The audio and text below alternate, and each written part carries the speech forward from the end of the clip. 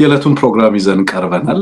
እንግዲህ እንደተለመደው ሻዶው ባኑ ሊያሰራን አልቻለም። እውነት ለመናገር እንግዲህ ኮሚኒቲ ጋይድላይኖችንም ጠብቀን በዩቲዩብ ላይ ለመስራት የምናደርገው ጥረት ብዙ ውጤት እያመጣ አይደለም።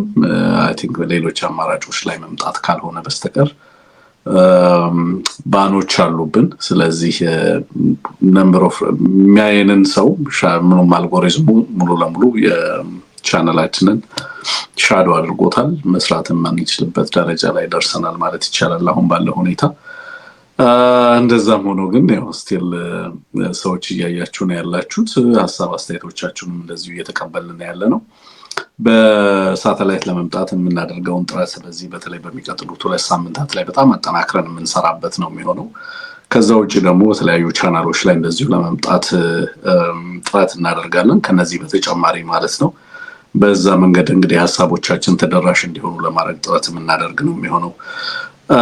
ከዛ ውጭ ጎግል ላይ የምትሰሩ ሰዎች ካላችሁ በተለይ የአማራ ተወላጅ ወይንም ደግሞ የአማራ ትግል ደጋፊዎች ወይንም የኢትዮጵያ ውስጥ ለውጥ መምጣት አለበት ብላችሁ የምታምኑ በተለያዩ ተቋማቶች ውስጥ የምትሰሩ ሰዎች በተለይ ደግሞ እንደ ጎግል ያሉ ተቋማት ውስጥ የምትሰሩ ሰዎች በቀጥታ ብታገኙን ደስ ይለናል። በስልክ ቁጥራችን ሲደመር 1723937325 ላይ መልእክት ብትልኩልን በጣም ደስ ይለናል። መልእክታችሁን ሰምተን መልሰን ወደ እናንተ ጋር ለመድረስ ጥረት እናደርጋለን። እሱን ብታደርጉልን ደስ ይለናል። ፕሮግራሜን ከመጀመሪያ በፊት የተላከልኝ አንድ መልእክት አለ። እሱ መልእክት ላንብብላችሁ። ሰላም ኤቢሲዎች እንደምን አላችሁ? የብልጽግና አረመኔያዊ ጉድ እኮ ተነግሮ የሚያልቅ አይደለም፣ ታይቶም ተሰምቶም የሚያልቅ አይደለም። ምን ሆነ መሰላችሁ? አዲስ አበባ ውስጥ የምርጫ አስፈጻሚ የሚባል ቡድን አለ። የዞረ ቤት ለቤት የምርጫ ካርድ ማውጣትና አለማውጣት ህዝቡ ቤት ለቤት እየዞሩ የምርጫ ካርድ ማውጣትና ለማውጣቱን ለማረጋገጥ በተለያየ ቤት እየገቡ ቼክ ሲያደርጉ በድንገት አንድ ቤት ሲገቡ 4 ሴት ያገኛሉ። ከዛም የምርጫ ካርድ ወስደሻል ብለው ሲጠይቋት አልወሰድኩም ትላቸዋለች። ለምን አልወሰድሽም ይሏታል። አይ ገና አራስ ነኝ፣ አንድ ወር አራስ ነኝና ካርድ ለማውጣት መሄድ አልችልም ትላቸዋለች። አይ ብትሆኝም ለክትባት መሄድሽ አይቀርም፣ ስለዚህ ከቤት መውጣትሽ አይቀርም፣ ለሌሎች ነገሮች ቢሆኑ ትወጪ ነበር፣ ስለዚህ ካርድ ለመውሰድ አለመውጣትሽ ትክክል አይደለም ብለው ከሴትዮዋን ካንገላቷት በኋላ እና ካንገራገሯት በኋላ ለማንኛውም በአስቸኳይ ካርድ እንድታወጣ ካዘዟት በኋላ ተከራይታ ነው የምትኖረው። ወደ አከራዩ ደውለው አንተ ለፋኖ ነው እንደ ቤትህን ያከራየኸው ብለው ይሉታል አከራዩን። ኧረ እኔ ለፋኖ አላከራየሁም እና ታዲያ ያቺ አራስ ተብላ የተኛችው እኮ ፋኖ ነች፣ እንዴት ፋኖ ባትሆን ካርድ እስካሁን አታወጣም? ለፋኖ ነው እንደ ቤት ያከራየኸው፣ አባራት እንግዲህ ያከራየሃትን ይለዋል አከራዩን። አረጉ የጉራጌ ተወላጅ ነች እንደውም እና ገና ከወለደች አንዶሯ ነው ሲላቸው በኋላ ላይ እንደዛ ከሆነ ምናምን ብለው ይተዋታል ማለት ነው። እና ይሄን እንግዲህ አድማጭ ተመልካች የሚልክልን መልእክት ነው። በየአካባቢው የሚሆነው ነገር ምን ያህል አሳፋሪና አስከፊ ሁኔታ በሀገሪቱ ውስጥ እንዳለ በግልጽ የሚያመላክት ነው። አድማጭ ተመልካቾቻችን በየአካባቢው እንግዲህ የሚደርስባችሁን እንግልት በየዕለቱ ትጽፉልናላችሁ። በየአካባቢው በተለይ ከምርጫ ጋርና ከምርጫ ካርድ ጋር በተያያዘ የምንሰማው ነገር በታሪክም ሰምተን የማናውቀው ኢትዮጵያ በታሪኳ እጅግ አሳፋሪ የምርጫ ታሪኮች አሏት። በነገራችን ላይ በጣም ብዙ ነገሮች የሆኑባቸው ምርጫ ታሪኮች አሉ። እንደዚህ አይነት ሞከሪ የሆነ እንደዚህ አይነት ሀገርን ታሪክን እና ህዝብን የሚያዋርድ የምርጫ ሁኔታ በሀገሪቱ ውስጥ የተስተናገደበትን ዘመን ለማሰብ ይቸግራለሁ። በእውነት የሚደርሰን ነገር ሁሉ ከዚህ ከምርጫ ጋር በተያያዘ በጣም የሚያሳፍር ሆኖ ነው የተመለከትኩት። ዛሬ እንግዲህ በተለያየ ቦታ ላይ የተመለከትናቸው ለእኛም ሲላኩ የነበሩት ኦልሬዲ ቲክ የተደረጉ የምርጫ ካርዶች፣ ምርጫ የተደረገባቸው የምርጫ ካርዶች፣ አገዛዙ የማይቆጣጠራቸው ቀበሌዎች አካባቢ ላይ እየተደረገ ያለውንም ነገር እንደዚሁ እናነሳለን። አንደኛው ጉዳይ ዛሬ የምናወራበት ጉዳይ እሱ ነው።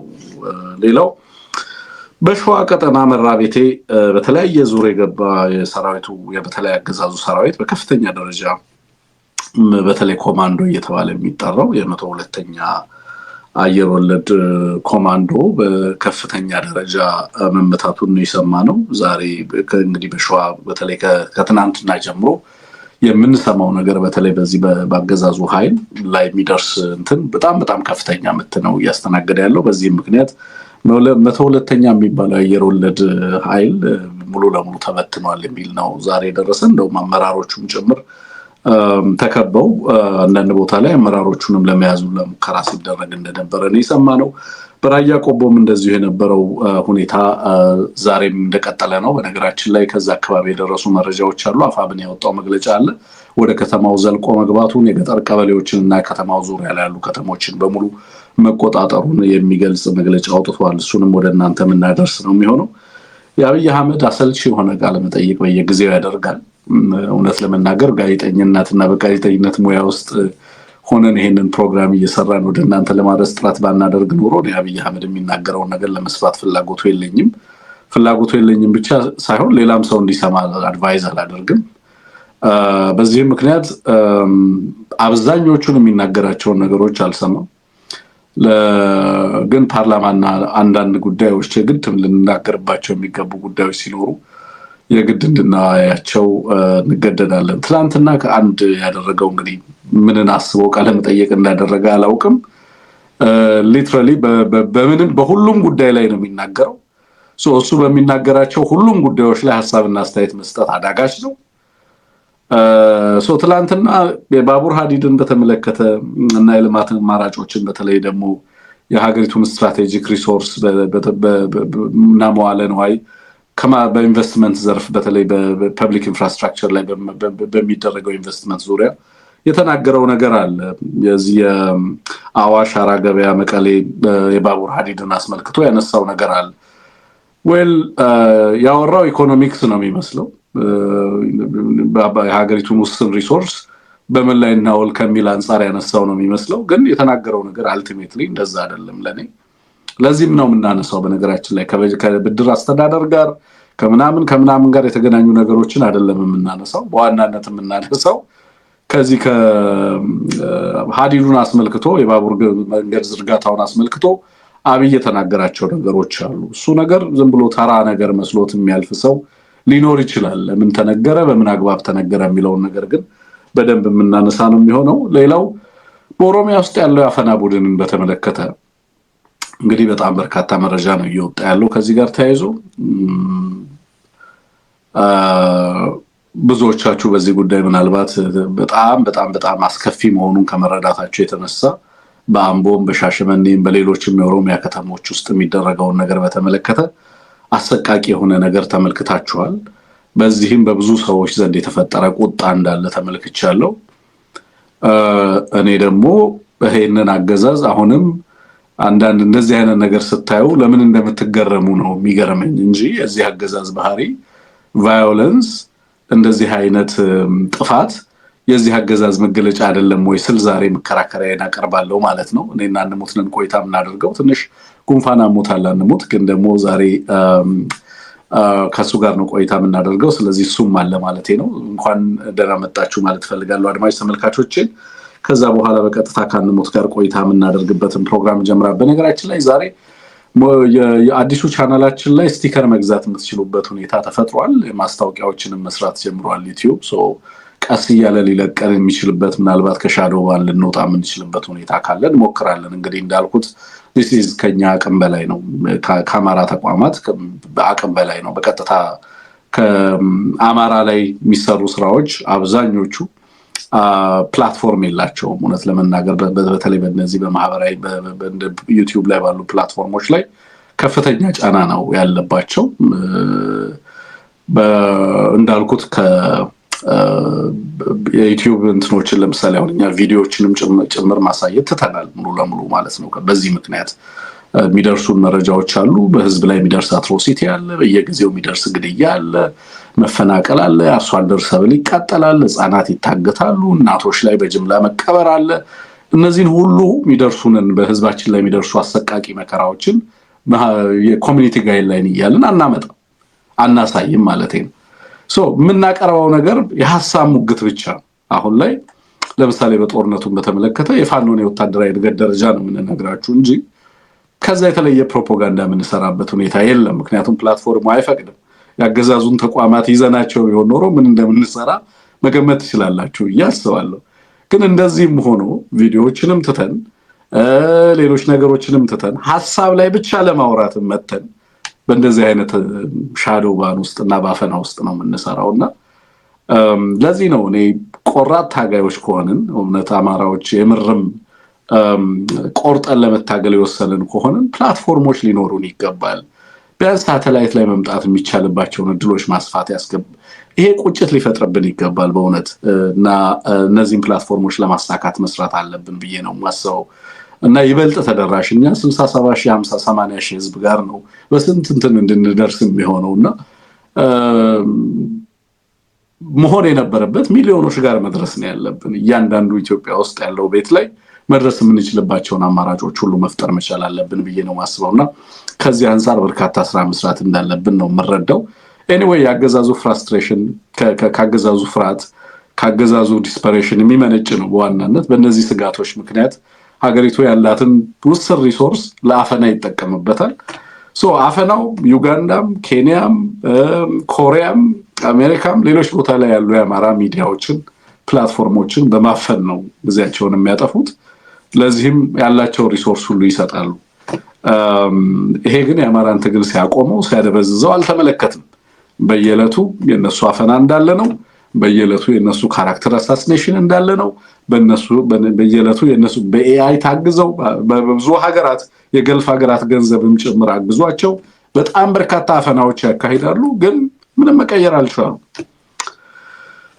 እሱን ታውትና እንግዲህ አይደለም ከውጪ ሆነን ይሄንን አገዛዝ የምንታገለው ጀስት ቤዚካሊ የሙዚቃ አልበሞች እንዲለቀቁ ድፍረት ያላቸው አካላት እንዳልሆኑ እየሰማን ነው። ሰሞኑን ያለውን ነገር እየተመለከታችሁ ነው ያለው። ኤኒዌይ እሱ ላይ ሐሳብ እናነሳለን ዛሬና ቆይታ ከኛ ጋር እንድታደርጉ በአክብሮት ነው ጋብዘው። አድማጭ ተመልካቾቻችን ይሄ ፕሮግራም ለብዙዎች እንዲደርስ አይደርስም አይነው ለብዙዎች ግን መድረስ የሚችለውን ያህል እንዲደርስ እናንተ ሼር እና ላይክ እያደረጋችሁ ኮሜንት እና አስተያየትም እየሰጣችሁ መቀጠል ትችላላችሁ።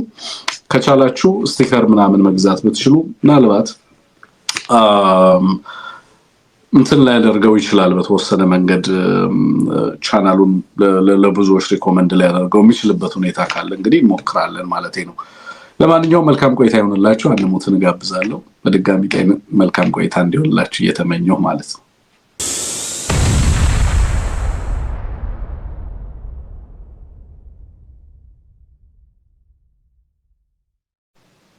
ወል ጓዳንሙት እንኳን አመጣ። እንዴት አለ? ጉንፋኑ እንዴት ይዞሃል? እንኳን ደህና ቆየህ። ቪሲተ ቤተሰቦችም እንኳን ደህና ቆያችሁ። እንደምናችሁ? ትንሽ ድምጼ ልክ አይደለም እንግዲህ ይቅርታ ጠይቃለሁ። በአጠቃላይ በጣም ጥሩ ይዘቶችን መርጠሃል። አገሩ አሁን ብዙ ትልልቅ አጀንዳ ያለበት አይደለም። ነገር ግን ሁሉ ጊዜ የዚህ አገዛዝ እና የህዝባችን ሁኔታ እንድንነጋገር ዝም እንድንል የሚያደርግ ስላልሆነ በጣም ብዙ ጉዳዮች አሉ በየአቅጣጫው የሚነገሩ። ምናልባት ከቀጠና ጉዳይ የበርሊኑ የሱዳን ኮንፈረንስ ብዙ መነጋገሪያ የሆነበትን አልጠቆምካቸውም። ተመልካቾች እንዲጠብቁን ለመጠቆም ነው። ከዛ በቀር ቅድም ስታነሳው የነበረው ይሄ ከእይታ መከልከል ነው። ሻዶ ባን ማለት ዩቲዩብ ሪኮሜንድ እንዳያደርገው ኖቲፊኬሽን እንዳይልክ ብዙዎቻችሁ ጋር እንዳይደርስ አድርጓል ለማለት ነው። እና በዛ የተነሳ ብዙዎች እየገባን አይመስላቸውም ኖቲፊኬሽን እየደረሳቸው ስላልሆነ ድንገት ዩቲዩብ ሲከፍቱ ያዩት አይደለም የኛን ዝግጅት ላይቭ ስንገባ ኖቲፊኬሽን አይደርስም። ስለዚህ እንዲህ ያለው ችግር ስላለ ነው። ግን የእናንተ ተሳትፎ ላይክ ከተደረገ ሼር ከተደረገ ላይቭ ላይ እንደዚህ ስንሆን ሪአክሽኖች በደንብ ካሉበት ዩቲዩብ በደንብ ሪኮሜንድ ያደርገዋልና እሱን እንድታደርጉ ለመጠየቅ እንፈልጋለን። ቅድምም እንዳልከው ድጋፍ ሲደረግም ደግሞ ኦንላይን ድጋፍ ሲደረግም ዩቲዩብ በደንብ ሪኮሜንድ ያደርገዋል፣ ለብዙዎች ተደራሽ ያደርገዋል። ያኛውን ገጻችንን ሊዘጋው ሲፈልግም እንደዚህ ከእይታ እየከለከለን የነበረው ተስፋ አደርጋለሁ ይሄኛው ይሰነብትልናል ብዬ ተስፋ አደርጋለሁ። ግን በጣም ጠንካራ ተመልካች በጣም የኤቢሲ አድናቂ በጣም ብዙ ስላለ ተስፋ አለኝ በአንድ ጊዜ በደንብ እናሳድገዋለን ብዬ ነው ማስበው። ሁላችሁም ተሳተፉ ለማለት እወዳለሁ። ያ ወል እንግዲህ እንትኑ እንዳለ የምናውቅበት ዋነኛው ምክንያት የሚጽፉልን ሰዎች ናቸው። ዛሬ አልገባችሁም ወይ ፕሮግራማችሁ ለምን አልደረሰንም እስኪ ታዋቹት እንደ ኤቢሲ የሚል ሰው ይመጣልና የሚያበሳጨኝ ፓርት እሱ ነው። ባይዘው ማለት ምን ያህል እንደምንሰራ ምን ያህል በዚህ ትግል ውስጥ እንዳለን ምን ያህል ኢንቮልቭድ እንደሆነን እያወቀ ህዝቡ ዛሬ ለምን አልገባችሁም ምናምን ሲለን ነው መበሳጨው። ማለት አይነው እንዳልደረሳቸው በዛ ነው የምንረዳው ማለት ነው። እኛ ሁሌ ነው የምንሰራው ብቻ ሳይሆን በየዕለቱ በዚህ ትግል ውስጥ አለን ነው።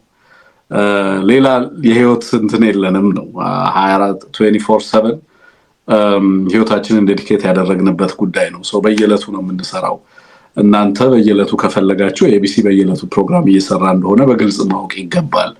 ናው ችግሩ ያለው አድማጩ ጋር ነው። ሰው በየዕለቱ እንደምንሰራ ከተግባባን እና ዩቲዩብም ደግሞ እናንተ ጋር እንዲደርስ የማያደርገው ከሆነ እናንተ ፈልጋችሁ የምታገኙበትን መንገድ መፈለግ ያለበት አድማጩ ጋር ነው ማለት ነው። ሰው ከአድማጩ የተወሰነ ኢፈርት ይፈልጋል ማለት ነው። የተወሰነ ጊዜያችሁን በተለይ ሰርች ብታደርጉ የት ጋር ነው ያለው ምናምን ዛሬ የተሰራው ፕሮግራም ምንድነው የሚለውን ነገር በተወሰነ መንገድ እሱ ከሚጠቁማችሁና እሱ ዛሬ ተሰርቷል ተገብቷል ከሚላችሁ ባሻገር እናንተ ሄዳችሁ የተወሰነ ስቴፕ የተሰሩ ፕሮግራሞችን ለማየት ጥረት ብታደርጉ የሚለውን ነገር በዚህ አጋጣሚ እናንሳ ብለን ነው።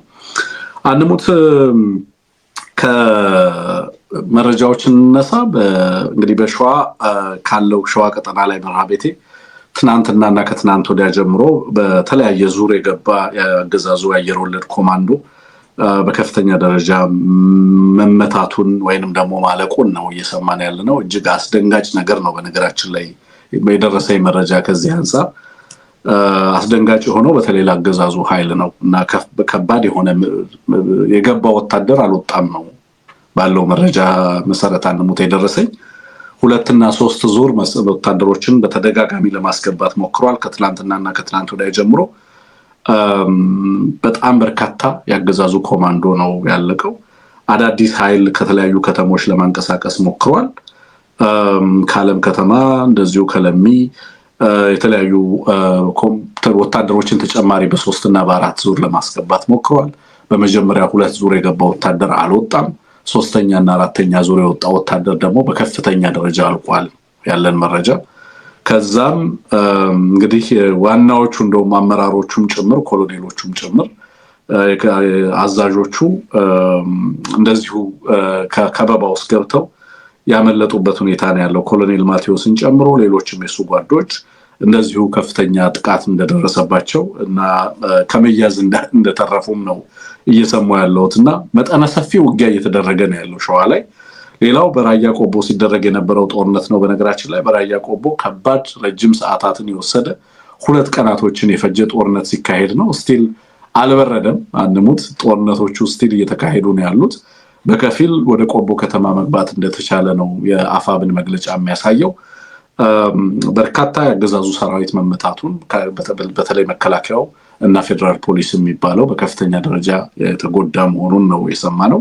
ከሌላው ለየት እንደው በተወሰነም የፋኖ ኃይልም እንደዚህ ጉዳት የደረሰባቸው እንዳሉ ሰምቻለሁ። ግን በጣም በከፍተኛ ደረጃ ያገዛዙ ኃይል ማለቁን፣ ይዟቸው የነበሩ ምሽጎችን ይዟቸው የነበሩ ካምፖችን ሁሉ እንዲለቅ የተገደደበት አሁንም ከተማ ውስጥ ግን ወጣ ብሎ አፈክፍጎ ከተማ ውስጥ ከባድ መሳሪያ እየተኮሰ በድሮንም በከባድ መሳሪያም ራሱን ለመከላከልና ለማቆየት ጥረት እያደረገ እንዳለ ነው እየተረዳው ያለሁት ማለት ነው። እና በእነዚህ ላይ እና ተጨማሪ መረጃዎችም ካሉ አንሙት ልታጋራን ትችላለህ። መልካም ልክ ነህ። በተለይ የዚህ ቆቦ ምኒልክ እዝ 102ኛ ኮር እያደረገ ባለው ውጊያ ላይ በተለይ ቆቦ ከተማ ድረስ ዘልቆ በመግባት በጣም በርካታ ያገዛዙን ኃይል መምታቱን የሚያሳይ መረጃ ነው የተላከው። 105 ያህል የፌደራል ፖሊስ አባላት እንደዚሁም ከ250 በላይ መከላከያ ሰራዊት ደምስሰናል በሚል ነው መረጃውን የላኩልን ከእዙ ማለት ነው። ሌላው ለምሳሌ ተወርዋሪዋ ልዩ ዘመቻ በቀይ አፈር ላይ በነበረ ተጋድሎ 89 የመከላከያ ሰራዊት ደምስሳለች ሲል መረጃውን ልኮልናል። አገዛዙ በድሮን በቢኤም በዙ 23 በመድፍና በታንክ የተጠናከረ ማጥቃት ቢያደርግም አይበገሬዎቹን ማቆም ተስኖታል ሲል ነው የገለጸው። ነገር ግን አንድ ቀን ላይ ከአንድ ወዳጅ ጋር እያወራን ከፋኖ ጋር ለመዋጋት ቢኤም የሚተኮሰው ለምንድን ነው? መድፍና ታንክ ወዴት ነው የሚተኮሰው? ምን ላይ ነው የሚተኮሰው? የሚል ጥያቄ አንስቶ ጉዳዩን ዝም ብለን ስናብላላ ነበር። ምሽግ ይዞ የሚዋጋ ካለ ምሽግ ለማስለቀቅ ቢኤም ትጠቀማለ፣ ታንክና መድፍ ትጠቀማለ። ሜካናይዝድ የሆነ ውጊያ ያም በተለይ በተመሳሳይ የሆነ መሳሪያ ለምሳሌ ታንክና መድፍ ቢኤም በተመሳሳይ በዚያኛው አቅጣጫ የሚተኮስ ከሆነ እንዲህ አይነት ነገር ትጠቀማለህ። ይሄ ባልሆነበት ምሽግ ቆፍረው ምሽግ ይዘው ለምሳሌ የቆም ምሽግ የሚሉት አለ አይደለም በቁመት ልክ በደበት ልክ ተቆፍሮ እዛ ውስጥ በጣም ትልቅ ምሽግ ሰርተ የምትዋጋ ከሆነ ያንን ለማስለቀቅ ከባድ መሳሪያዎችን ትጠቀማለህና ለምንድን ነው ምን ማለት ነው? የፋኖ ሰራዊት እግረኛ ሰራዊት ነው። ይሄንን ወደ ማን ነው የሚተኩሰው? ለምሳሌ መቼም 50 60 ሆኖ 10 20 ሆኖ አንድ ላይ አይቆምም ውጊያ ነው ያዘውና ወዴት ነው የሚተኩሰው የሚል ጥያቄ አንስቶ ዝም ብለን ለማብላላት እየሞከርን ነው የነበረው። ውትድርና ስለማናቅ ድምዳሜ ላይ አልደረስንም። ይሄን ጥያቄ ተመልካቾችም ሊጠይቁት ይችላሉ። ቢኤም የሚተኮሰው ምን አይነት የውጊያ ቀጠና ላይ ነው? ምን ላይ ሊተኮስ ይችላል? ኦኬ ኮንቬንሽናል ውጊያ ይሁን ግን ክላሽ ያዙ ግፋቢል ዙ 23ም የለም ፎርዛት ማተር ዲሽቃ ነው የሚመስለኝ ከፍተኛው ዲሽቃ ከዚያ ከፍ ያለ የቡድን መሳሪያ ፋኖ ውስጥ አታገኝም። መድፍ የምትተኩሰው ምን ለመምታት ነው? ስለዚህ ምንድነው ለማብራራት የሞከርነው ይሄ እዛ ተራራ ላይ አሉ ብሎ ካሰበ ዝም ብሎ ተራራውን ጫካውን በመድፍና በታንክ ይመታዋል ማለት ነው። እዛ ውስጥ አንድ ፋኖ ይሁን ሁለት ፋኖ ይኑር ስንት ሰው መታለው አይደለም ነሰሰርሊ አላማው የፋኖን ኢንፍራስትራክቸር መምታት የፋኖን የውጊያ አቅም ማዳከም አይደለም። ስለዚህ ተራራውንም ጫካውንም በመድፍ በፒኤም መምታት እንደ አንድ ስኬት የሚታይበት አስፈራስ ተተኳሽ እስከተላከ እስከተገኘ ድረስ ከአዘርባይጃን ይሁን ከሚድል ኢስት ይሄ ተተኳሽ መምታት እስከቻለ ድረስ እዚህ ተራራ ላይ አሉ የሚል ጥቆማ ከተገኘ ዝም ብለ ተራራውን በለው። እዚህ ሰፈር ገብተዋል ከተባለ ንጹሃን አሉ ሴቶች አሉ አርሶ አደር አለ እርሻ ነው ምንድነው ከብቶች አሉ ሳይባል ዝም ብለህ በለው። እንዲህ አይነት የጦርነት ስልት እንደሆነ በአንድ በኩል ለማብራራት ሞከርን ጉዳዩን ስናይ ከዚህ ጋር ጥያቄው ተገቢነት ያለው ጥያቄ ነው ያነሳችሁት አንሞት። አዎ አንተም ማሳብ ተሰጥበታል ተመልካቾችን በደንብ እንዲያዩት ነው። ከዚሁ ጋር ተያይዞ እንግዲህ ምንድነው አላማው ኤኒቲንግ አማራ የሆነ ነገር ዝም ብለ ዛፉም ያማራ ከሆነ ተራራውም ያማራ ከሆነ ማሳውም ያማራ ከሆነ መንደሩም ያማራ ከሆነ ዝም ብለ በመምታት ማጥቃት ማውደም የጦርነቱ አንደኛው ዋነኛው አላማ ስለሆነ ህዝብን ከታጋይ ወይ ህዝብን ከታጠቀ ቡድን የመለየት ፍላጎት ስለሌለ ዝም ብለ ያለውን ከባድ መሳሪያ ተተኩሳለህ ነው አንደኛው ያስቀመጥነው ሃይፖቴሲስ እንደዚህ ያለ ነው። ሁለተኛው እግረኛ ሰራዊቱ ትናንትም ስናነሳው እንደነበረው ያገዛዙ እግረኛ ሰራዊት መዋጋት ተስኖታል። የኮዝ የፖለቲካ አላማ በብዙ ምክንያቶች ስንለው በከረምናቸው ምክንያቶች የተነሳ በቁርጠኝነት ሊዋጋ የሚችል እግረኛ ሰራዊት የለም። ይልቁንም አድማ ብተናና ሚሊሻን ከፊት በማድረግ መከላከያ የሚባለውን በማስከተል በተወሰነ ደረጃ ከኋላ ጥይት ተደግኖበት እርስ በርስ እንዲተባበቅ እየተደረገ የሚሽሽ ሲመስል እየመጣ በዚህ አይነት ሁኔታ ካልሆነ በወኔ ገብቶ የሚዋጋ የለም። ኦሬዲ ስነርቦና የሞራል ውድቀቱም ከፍተኛ ስለሆነ ስለዚህ ምንድነው የሚደረገው በመድፍ ሽፋን ተሰጣለ ሽፋን ይሰጣቸዋል ነው የሚባለው። የአየር የከባድ መሳሪያ የርቀት መሳሪያ ሽፋን ይሰጣቸዋል ነው ለሰራዊት የሚባለው ለአዛዦች የሚነገረው። ስለዚህ አሻግረህ መድፍ ተተኩሳለህ ማን ላይ ነው የምትተኩሰው ምኑ ጋር ምን ታርጌት አድርገህ ነው ሌላ ጉዳይ ነው። ዝም ብሎ መድፍ ይተኩሳል ታንክ ይተኩሳል ዙ 23 ይተኩሳል ድሮን ይተኩሳል። ስለዚህ ሰራዊቱ የከባድ መሳሪያ የርቀት መሳሪያና የአየር ድጋፍ ያገኘን ነው በሚል ቢያንስ በእግረኛ ለመጠጋት እንዲችል ለማድረግ ጥረት እየተደረገ መሆኑን የሚያሳይ ነው። አለበለዚያ በአንድ በኩል የደፈጣ ስልትም የሚጠቀም የሬድ የማድረግ የወረራ ስልትም የሚጠቀም ወደ ግለሰብ ታንክ አይተኮስም መቼስ 10 ልጆች 10 ፋኖች እየተኮሱ ቢሆን 10 ልጆች ተሰልፈው አንድ ቅንቡላ ተተኩሶ በአንድ ላይ ሊያገኛቸው በሚችልበት ሁኔታ ላይ ይሰለፋሉ የሚል እምነት የለኝም። ቦታ ይዘው በብዙ መንገድ ነው ውጊያ የሚደረገው አንድ ቦታም አይደለም ተተኩሶ በብዙ አቅጣጫ ስለምተኩስ ተራርቆ ምን ብሎ ውጊያ ሊደረግ እንደሚችል ነው መገምተው።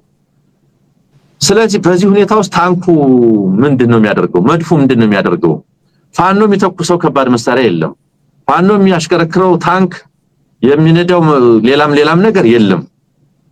በዚህ ሁኔታ ላይ የመድፍ ቅንቡላ የቢኤም ተተኳሽ ወዴት ነው የሚተኩሰው? ንጹሃን ላይ ነው፣ ህዝብ ላይ ነው፣ መንደሩ ላይ ነው። ስለዚህ ምናልባትም የስነ ልቦና ጫናም ለመፍጠር እንግዲህ ቅድም አንተ ስለ አዳፕቴሽን እያወራህ ነበር። አዳፕተብል ሆኗል ፋኖ በእንደዚህ አይነት ጦርነት ውስጥ ለመዋጋት ለምዶታል፣ ችሎታል። ስለዚህ መድፍ ስለተተኮሰ፣ ዙ ስለተተኮሰ፣ ድሮን ከላይ ስለመጣ፣ ከታች ሰራዊት ስለተሰለፈ ሸብረክ የሚል የስነ ልቦና ውድቀት ውስጥ የሚገባ ፋኖ ሳይሆን የተላመደ እንዲያውም በዚህ ውስጥ ድል አድራጊነቱ የሚጨምር የውጊያ ግለቱ የሚጨምር ሰራዊት እንደሆነ በተደጋጋሚ ታይቷል በ3 አመት ውስጥ። እንደዚህ በሚሆንበት ሁኔታ ግን ምናልባት የስነ ልቦና ጫና ፈጥራለሁ ብሎ ከሆነ የትድረስ አዋጭ ነው አላውቅም፣ ግን እየተደረገ ያለው ውጊያ ይሄንን ነው የሚመስለው። በዚህ ውስጥ በተለይ የፌደራል ፖሊስ ተሰላፊ ነው፣ መከላከያ ሰራዊት ተሰላፊ ነው። 400 ናቸው ከሁለቱ ወገን በአንድ ቀን መመታታቸውን መረጃው የተላከልን የሚያመለክተው። በተመሳሳይ 89 መከላከያ ሰራዊት አባላት በልዩ ዘመቻ አሃድ ብቻ የተመታ መሆኑን ቀያፈር የተባለ ቦታ ላይ የሚያመለክት ነው። በዚህ ቦታ ላይ ከሞላ ጎደል ኮንቬንሽናል የሆነው ምናልባትም አብዛኛውን ሰራዊት ወደዛ ሲያስጠጋ ስለነበረ ወደ ሰሜን የዚህ አካል የሆነው ሰራዊት በዋነኛነት ተሰልፎ እየተዋጋ ይመስለኛል። እርግጥ ነው አድማ ብተናንና ሚሊሻን አስጠግቶ ነበረ። ነገር ግን መሃል አማራ ላይ ወደ ደቡብ ጎንደርና መካከለኛ ዞኖች ላይ ጥቃቱ ሲጠነክርበት እየመለሰ እንደነበረ እናስታውሳለንና ከዚያ አኳያ ሊሆን ይችላል ያገዛዙ የተመታው ኃይል ስብጥር ስትመለከተው የፌደራል ኃይሎች ላይ ያተኮረ መሆኑን ነው የተገነዘብኩት። ወንድም አንሙት ጥሩ ጥያቄ ነው ያነሳው። ግን እንዳልከው ያስቀምጥካቸው መላምቶች ባይዘው ትክክለኛና ጠንካራ ምክንያቶች ናቸው። በዋናነት እንግዲህ አሲሜትሪክ ዋርፌር ነው እንደምታውቀው። ጦርነቱ መደበኛ ጦርነት ነበር ሲደረግ የነበረው። በዚህ መደበኛ ጦርነት ውስጥ እንዳልከው ደግሞ የፋኖ ኃይሎች በሜካናይዝድ የታገዘ ውጊያ አያደርጉም። አይ ቲንክ ፎር ስትራቴጂክ ሪዝን ይመስለኛል። ፋኖች ፌዝ ስላለው የትግሉ የእድገት ደረጃ በራሱ ነው ወሳኝ በሚባል ደረጃ ላይ ሲደርስ ነው።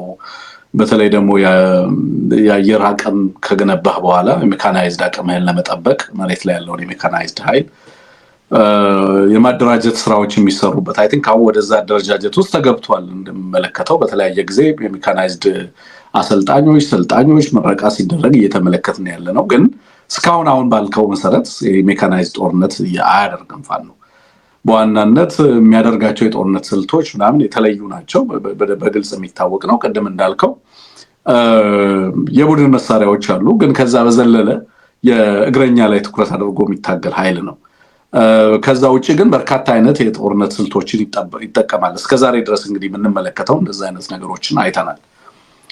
አገዛዙ ለምንድን ነው እነዚህን አይነት ከባድ መሳሪያዎችን የሚጠቀመው? ለምሳሌ ኢንተርምስ ኦፍ ኮስት ብንወስድ በጣም ከባድ ዋጋ ነው ያላቸው። አንሙት እነዚህን ከባባድ መሳሪያዎችን መተኮስ በከፍተኛ ዋጋ ነው የሚያስወጣው።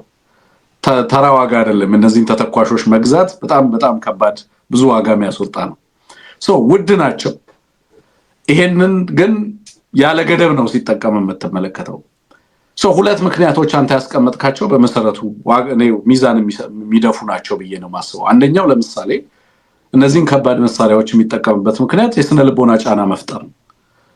በዋናነት የምንረዳበት ምክንያት እንዳልከው ማንንም አገኘ አላገኘ ጉዳዩ አይደለም። በነገራችን ላይ ከዚህ አገዛዝ ጋር በሚደረግ ትግል ውስጥ የገባኝ አንድ ነገር ምንድነው፣ ንጹሃንን የመጠበቅ ማንዴቱ የአማራው ታጋይ ላይ ፋኖ ላይ ነው የወደቀው። አማራውን የመጠበቅ ማንዴቱ በዚህ ጦርነት ውስጥ ላለፉት 3 አመታት በነገራችን ላይ 3 አመት ሆኖታል የአማራው ጦርነት። ዛሬ ሱዳንም ጦርነት 3 አመት ሆኖታል በነገራችን ላይ ኦልሞስት ተመሳሳይ ወቅት ላይ ስለተጀመረ ማለት ነው። በነገራችን ላይ ሱዳኖች ድጋፍ እንዲያደርጉለት ጠይቆ አብይ አህመድ ወደ ኢትዮጵያ ተመልሶ አማራ ላይ ጦርነት ሊያውጅ ጥቂት ሳምንታት ሲቀሩት 1 ሳምንት ወይ 2 ሳምንታት ሁኔታዎች ሲቀሩት ነው ሱዳኖች በተወሰነ መንገድ ገፋ አድርገው ገዳሪፍንና ወደዚያ ወደ አልፋሽጋን ይዘው በፈርዘር ጫና አማራው ላይ እንዲፈጥሩ ያንንም የመሬቱ ጉዳይ ሙሉ ለሙሉ እንደሚነሳላቸው ቃል ተገብቶላቸው አማራውን እንከበዋለን ሳንዱች እናደርጓለን በተባለ ማግስት ነው ሱዳን ላይ ጦርነት የተነሳው። የሱዳን ጦርነት ራሱን ሱዳንን አጠፋው። ግን መስማማት ችሎ ነበር አብይ አህመድ አማራውን በዛ እስከ ቋራ ድረስ እንደው ጫና ለማድረግ የሱዳን ኃይሎች እንዲገቡለት ጥያቄ አቅርቦ ጥያቄው ተቀባይነት አድርጎ ለዛም ተለዋጭ መሬት ሰጥቶ የኢትዮጵያ ሉዓላዊ ግዛት አስረክቦ እንደዛ አይነት ስምምነት የሱዳን ኃይሎች ያንን በተስማሙ በስንተኛው ማግስት እንግዲህ እኛ ልንገልጸው በማንችለው ምክንያት ራሱ ሱዳን ካርቱም ሌላውም የሱዳን አካባቢ ምን ውስጥ እንደገባ የምትመለከተው ነው። አንሙት አማራ ክልልም የገባው ያገዛዙ ኃይል ያሰበው ሳይሆን ያላሰበው ሆኖ ዛሬ ባንገቱ እንዲያስብ የተገደደበት ሁኔታ እንዳለ ተመለከታል። ባለፉት 3 አመታት ይሄ አገዛዝ አማራ ላይ የሚያደርገውን የጦርነት ባህሪ ስንመለከት ያማራውን ንጹሃን ያማራውን ከተማ ያማራውን አርሶ አደሮች ያማራውን ተቋማት የመጠበቅ ኃላፊነት ያለበት በርደኑን የተሸከመው ኢንሰርጀንቱ መንግስት ነኝ የሚለው አካል አይደለም ፋኖ ነው የተሸከመው። ባንኮችን እንዳይወድሙ የሚከላከለው መሰረተ ልማት እንዳይወድም የሚከላከለው ከተሞች እንዳይወድሙ የሚከላከለው ሰብአዊ ድጋፍ እንዲደርስ ጥረት የሚያደርገው ህዝብ እንዳይጎዳ ከፍተኛ ጥንቃቄ የሚያደርገው በርደኑን የተሸከመው ፋኖ ነው። ይሄንን በርደን እኔ አልሸከመውም ይሄ ኃላፊነት ያለው አገዛዙ ላይ ነው ቢል ኖሮ እና በዘፈቀደ ወታደራዊ ስልትና ታክቲካል ግቦችን ብቻ ታሳቢ አድርጎ እንቅስቃሴዎችን ቢያደርግ ኖሮ ፋኖ ዛሬ ያገዛዙ ኃይል ከተሞች ውስጥ መንቀሳቀስ ባልቻለ ነበር። ግን በጣም በርካታ የአማራን መሰረተ ልማት አገዛዙ ሊያወድም የሚፈልጋቸውን መሰረተ ልማቶች እንዳያወድም እድል በመንፈግ ረገድ ፋኖ የተወጣው ኃላፊነት ቀላል የሚባል አይደለም። ይሄንን ስለሚያቅ ትልቁ ራሱን የመከላከያ መንገድ አድርጎ እየተጠቀመ ያለው መንገድ ምንድነው መሰለ? ልክ ጥቃት ሊሰነዘረብኝ ነው ሲል ከባድ መሳሪያዎችን በሁሉም አቅጣጫ ይተኩሳል ኢንዲስክሪሚኔትሊ። ምክንያቱም ይሄ ከተማውን ሊያወድም ነው ብሎ ኢሚዲየትሊ ፋኖ ያፈገፍጋል ከከተሞች ላይ ህዝባችንን ሊጨርስብን ነው ብሎ ያፈገፍጋል። ይሄ የተያዘ ያገዛዙ ስልት ሆኗል። ከባድ መሳሪያውን የሚጠቀምበት ምክንያት በዋናነት በማህበረሰቡ ስነ ልቦና ላይ ጫና ለማሳደር በተዋጊውም ስነ ልቦና ላይ ጫና ለማሳደርና ከተሞቻቸውና ንብረቶቻቸው እንዳይወድሙ ህዝባቸው እንዲወድም ስለማይፈልጉ ያፈገፍጋሉ ከሚል ሐሳብ እንደሆነ መገንዘብ ያስፈልጋል። ስለዚህ ትልቁ የስነ ልቦና ጫና መፍጠሪያ ነው። እነዚህ መሳሪያዎች እንዳልከው ንጹሃን ቤት ላይ ቢያርፉ የሚሞተው አማራ ነው። አገዛዙ ጉዳዩ አይደለም። የጦርነቱ ሌላኛው ግብ ነው።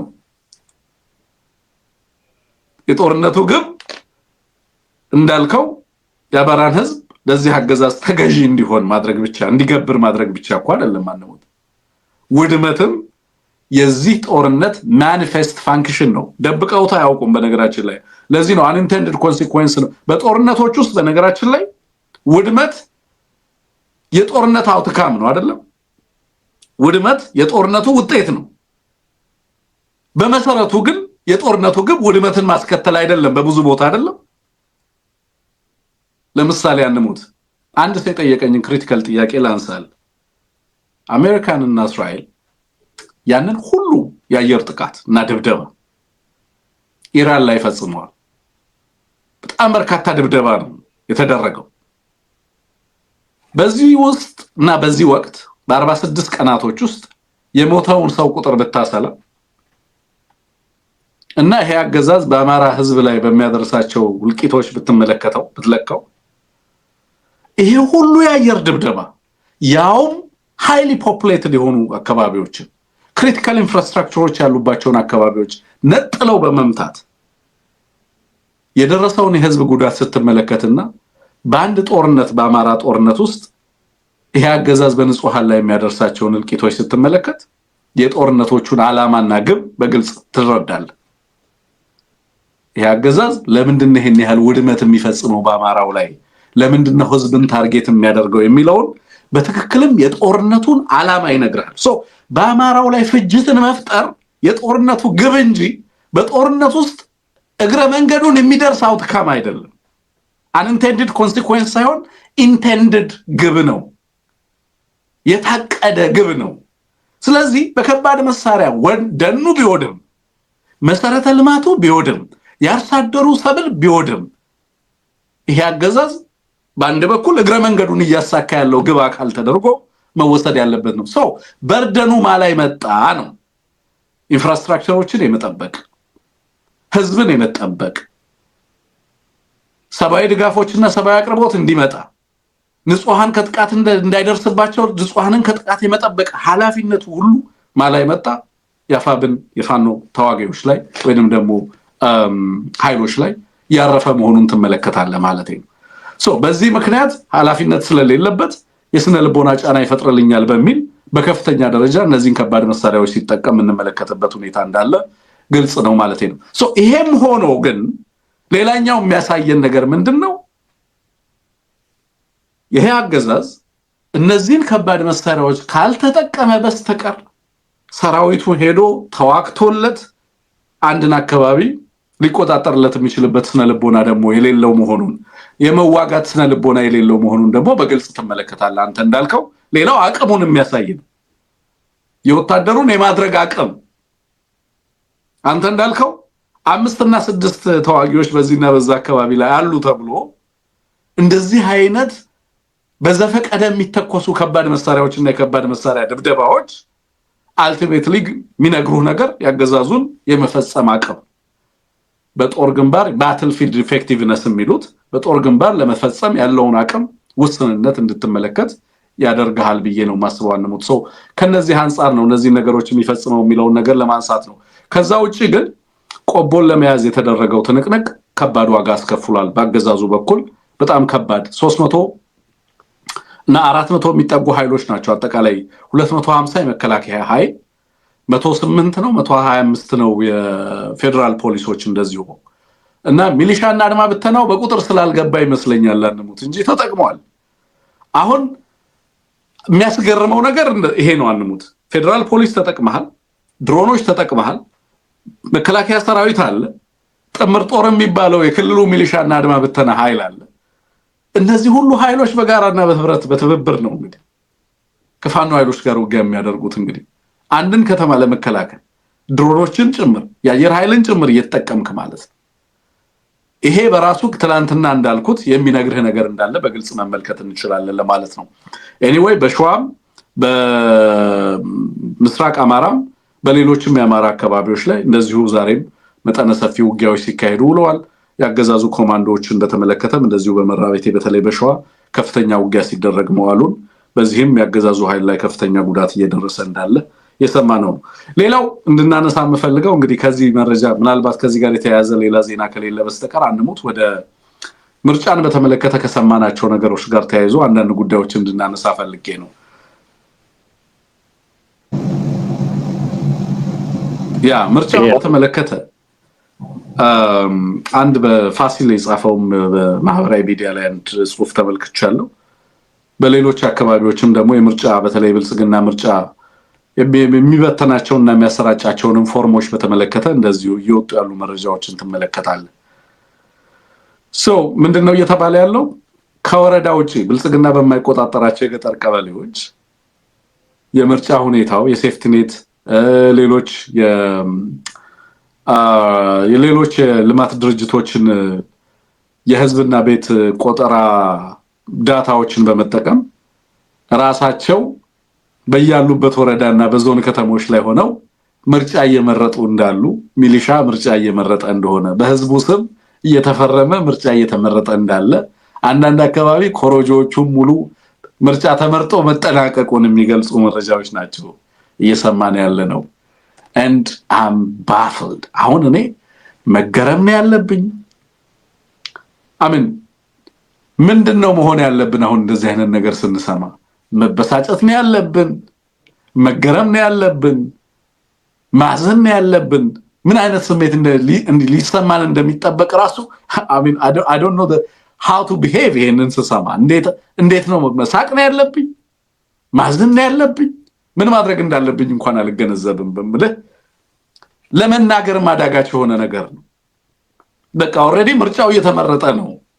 ጁን ፈርስት ነው እንግዲህ ምርጫ ይካሄዳል ተብሎ ለህዝቡ እየተነገረ ያለው።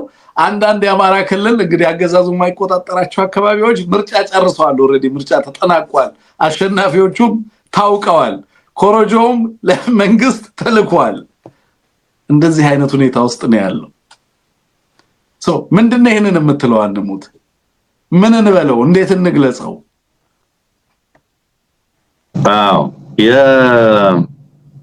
የጋዜጠኛ ፋሲል የደረሰው ጥቆማ አሳዛኝ ነው። ይሄ ፎርም ፊት ለፊት የምናየው በነገራችን ላይ ምርጫ ቦርድ እና ሲቪክ ሶሳይቲ አካላት ሊሰሩት ይገባ የነበረ በየቤቱ ሰው ምርጫ እንዲቀሰቀስ፣ እንዲነሳ፣ እንዲመርጥ፣ ካርድ እንዲወስድ የማስተማር ሂደት ሊሰራበት ይችል የነበረ ነገር ግን ብልጽግና ካድሬዎች አስተማርተው ሰፈር ለሰፈር ብልጽግና ለመምረጥ የተመዘገበ ካርድ ያወጣ ያለም ይሰራበት ፎርም ነው የምንመለከተው። ፋሲል ያወጣው ላይ በተለይ በአማራ ክልል ላይ አንዳንድ ወረዳዎች ሙሉ የገጠር ቀበሌ በፋኖ ስር ነው ያለው። ሙሉ የገጠር ቀበሌ በፋኖ ስር ስለሆነ ያለው ወረዳ ከተማ ላይ መቀመጫ ላይ ብቻ ነው ያለው። ስለዚህ የወረዳው መቀመጫ ላይ ብቻ ስለሆነ ያለው የገጠር ምርጫ ለማስፈጸም ስለተቸገሩ የገጠር መረጃ ከአልማ ዳታዎች አማራ ልማት ማህበር ሌሎች በመረጃ ደረጃ ያሉትን ዳታዎች ተጠቅሞ ስም ዝርዝር እየጻፈ ካርድ እያወጣ ኦሬዲ እየተመረጡ እንዳለ ነው መረጃ የሚያሳየው። ይሄ አንድ ጊዜ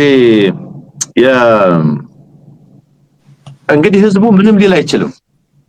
አሁን ምንድነው የምታደርጉት ይባል በማያውቅበት ሁኔታ የራሱን ህዝብ አስተዳደር መርጦ እያስተዳደረ ያለን ማህበረሰብ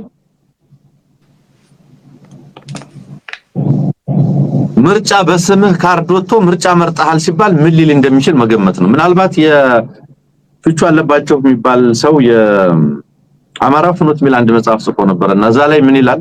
በ80ዎቹ የህገ መንግስት ውይይት ተብሎ በየገጠሩ በየቀበሌው እየዞሩ ህገ መንግስት አንቀጽ ማሻሻያ ላይ አንቀጽ በአንቀጽ ህብረተሰቡን እያወያዩ ይሄ ይስተካከልልኝ ይሄ እንደዚህ በልልኝ ብሎ ህብረተሰቡ መዝኖ ሐሳብ እንዲሰጥ ውይይት ተብሎ ነው። ያው ለፍጆታው ለይስሙላው ህዝብ አምኖበት መክሮበት እየተባለ እንደነቁር የነበረው በዛ ነው።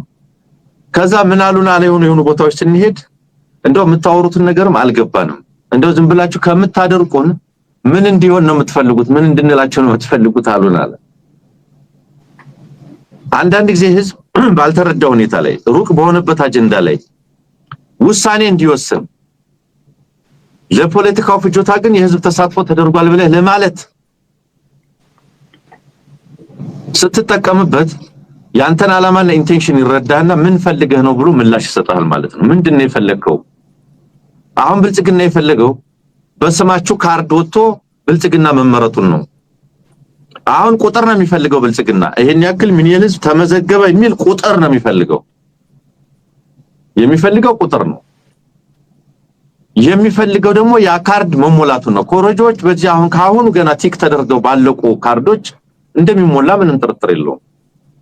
ለዚህ ነው ቦይድ ነው ኢሌጋል ነው ሌጂቲሜት አይደለም ተቀባይነት የለውም ትክክል አይደለም የምንለው ለዚህ ነው።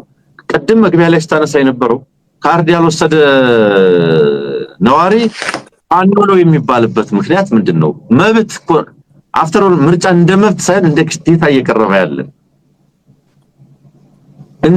እየቀረበ ያለበት ነገር ትረዳለህ። ስለዚህ ድራማው ቀጥሏል። በየአካባቢው ያለው ድራማ ቀጥሏል። ግን እነዚህ ሁሉ ድራማዎች አይ ቲንክ ይሄንን አገዛዝ ለመታገል አስፈላጊ የሆነውን አስገዳጅ የሆነውን የወቅቱን የትግል አማራጭ አስፈላጊነት የሚቀንስ አይደለም። ይሄ ይህንን አገዛዝ ለማስወገድ የሚታገሉ ኃይሎች ይህንን አገዛዝ ለማስወገድ የምርጫ ወቅትን ብቻ የሚጠብቁበት ሁኔታ የለም። በምርጫ ማግስት ሊወገድ ይችላል፣ በምርጫው አዜማ ሊወገድ ይችላል፣ የምርጫ ቀን ሊወገድ ይችላል፣ በማንኛውም ጊዜ ሊወገድ ይችላል። የህዝብ ትግል እንደዛ ስለሆነ በባህሪው ስለዚህ ተመርጫለሁና ተመርጫለሁ የተመረጠ መንግስት በኃይል ለመጣል በሚል ሰበብ ጭፍጨፋን ጸረ ህዝብ የሆነን እንቅስቃሴ ማበረታታት አይገባም የሚለው ነው ከምርጫው ጋር ተያይዞ የሚሰማው ተቃውሞ በስፋት እያዳመጥን ያለ ነው ማለት ነው ወንድም ማለት ያ ሶ እንደዚህ አይነት እንቅስቃሴዎች አሁን ለኔ በዚህ ድፍረት በዚህ ደረጃ እንዲህ አይነት ህዝብን መናቅ እንዲህ አይነት ህዝብ በሀገሪቱ ውስጥ እና በሀገሪቱ ታሪክ ላይ ጥሎ የሚያልፈውን ጥቁር እንትን ነው እያሰብኩ ያለሁት አንሙት እኔ ለምሳሌ ምርጫ ለማካሄድ የሚያስችል ሁኔታ የለም ተብሏል። ለምሳሌ መጀመሪያ ላይ መግለጫ ተሰጥቶባቸዋል። እውነተኛ ትግል የሚያደርጉ አካላት እንደዛ መሬት ላይ ያሉ ኃይሎች በግልጽ ይሄንን አስቀምጠውታል። ለምሳሌ አፋብንም መግለጫ ሰጥቷል። ሌሎች ኃይሎችም ኢትዮጵያ ውስጥ ምርጫ ለማካሄድ የሚያስችል ሁኔታ ስለሌለ ምርጫው ሂደቱም ቢሆን ተቀባይነት የለውም፣ ተቋማቱም ይሄንን ለማስፈጸም የሚያስችል ቁመናና አቅም የላቸውም የሚል ነው እና ህብረተሰቡም በሀገሪቱ ውስጥ ትራንስፓረንት የሆነ ተጠያቂነት ያለው ግልጸኝነት የተሞላበት ምርጫን ለማካሄድ የሚያስችል የዲሞክራሲ ተቋማትም የሉ እማዝነው እኔ ብልጽግና ይሄን በማድረጉ አይደለም። ብልጽግና ይሄንን የሚያደርግ ድርጅት በመሆኑ መሰለኝ ይሄ ሁሉ ክራይሲስ ሀገሪቱ ውስጥ የተፈጠረው። ይሄ ሁሉ እንደምትመለከቱት የፖሊ ክራይሲስ የሚሉት ዘርፈ ብዙ ቀውስ በሀገሪቱ ውስጥ እንዲከሰት እና ሀገሪቱ በጦርነት እንድትናጠም ምክንያት የሆነበት ትልቁ ምክንያት ይሄ ነው። ሌላ ሀገሪቱ ውስጥ ተቋማት ስለሌሉ ሀገሪቱ ውስጥ ዴሞክራሲያዊ አሰራርና ስርዓት ለመስራት የሚያስችል ምርጫን ማካሄድ ቀርቶ ማሰብ የሚቻልበት ሁኔታ የሌለ መሆኑ ነው በሀገሪቱ ውስጥ በተጨባጭ እንደዚህ አይነት ሀገራዊ ቀውስ በሀገሪቱ ውስጥ እንዲከሰት ያስቻለው ምክንያት የሆነው። የሚገርመኝ በዚህ ምርጫ ሂደት ውስጥ ለመሳተፍ ከዚህ አገዛዝ ጋር የተሰለፉ ኃይሎች ናቸው። ለዚህ ነው ልክ ዴሞክራሲያዊ ስርዓት እንዳለ የዲሞክራሲ ስርዓትን ለመተግበር የሚያስችል የተቋም ግንባታ ሂደትን ያጠናቀቀ ሀገር እንደሆነ ኢትዮጵያ ቤዚክሊ በዘመናዊ ዲሞክራሲ ጽንሰ ሐሳብ እሳቤና ሚዛን መሰረት ብንመለከው ኢትዮጵያ ውስጥ ያለው አጠቃላይ ፖለቲካ ስርዓት ጥንታዊ ባህላዊ የፖለቲካ ስርዓት ነው ያለው። አብይ አህመድን እኔ እንደ ጎሳ መሪ ነው የምቆጥረው። ብሔሩን ወክሎ እንደተመረጠ አንድ ትራዲሽናል ሊደር ነው የምቆጥረው። የስልጣን መሰረቱ ህግ አይደለም። የስልጣን ምንጩ ህገ መንግስት አይደለም። የህዝብ ፍቃድ አይደለም። it is not a demo the rule by the people በህዝብ የሚመራ ስርዓት ሀገሪቱ ተግባራዊ አድርጋ አይደለም። እንደዛ አይነት ጅማሮ ሁኔታውም የለም። ራስን ለማታለል እንዳልኩት ምርጫ የሚካሄደው የኢትዮጵያን ምዕራባዊ ፊት በቅባት አውዝቶ ለማቅረብ የሚደረግ ጥረት ነው። so it's creating a sense of illusion በሌሎች ዓለም አቀፍ ማህበረሰቦች በምዕራባውያን ዘንድ ይሄ ሀገር ዴሞክራሲያዊ የፖለቲካ ምርጫን የሚያካሂድ ሀገር አስመስሎ ለማቅረብ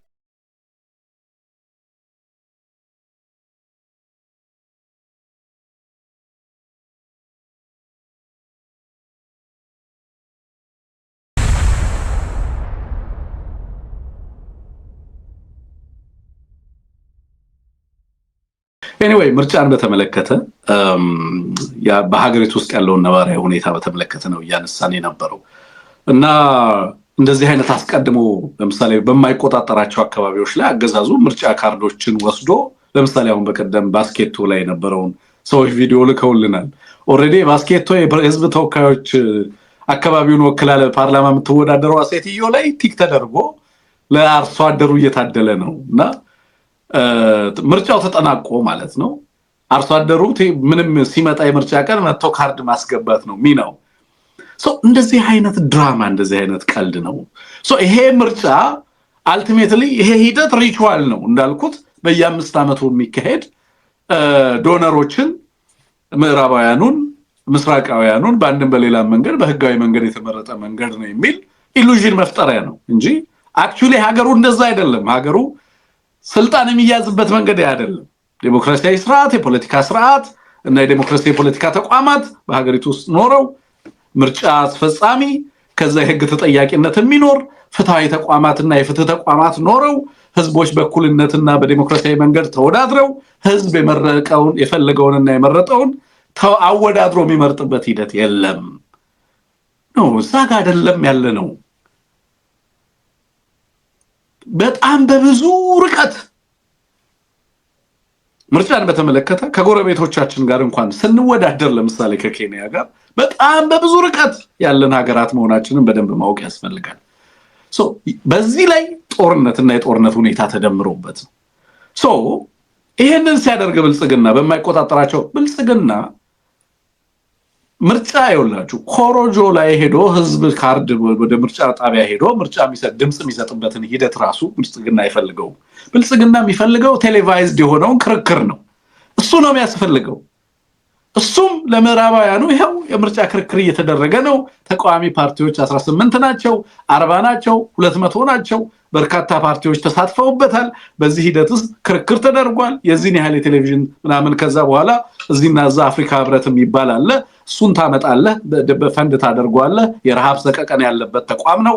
እዚህና እዚህ አካባቢ የሁለትና ሶስት ሀገራት ምርጫው እንዲደግፉ ታደርጋለህ። የዩናይትድ አረብ ኤምሬት ገንዘብ አለ። ምርጫ ታዛቢዎችን ወጪና ኮስት እንደዚሁም ደግሞ ለምርጫው የተለያየ አካባቢ ላይ የሚደረገውን ድጋፍ ያደርጋል። ሌሎች ተቋማትም ይደግፋሉ።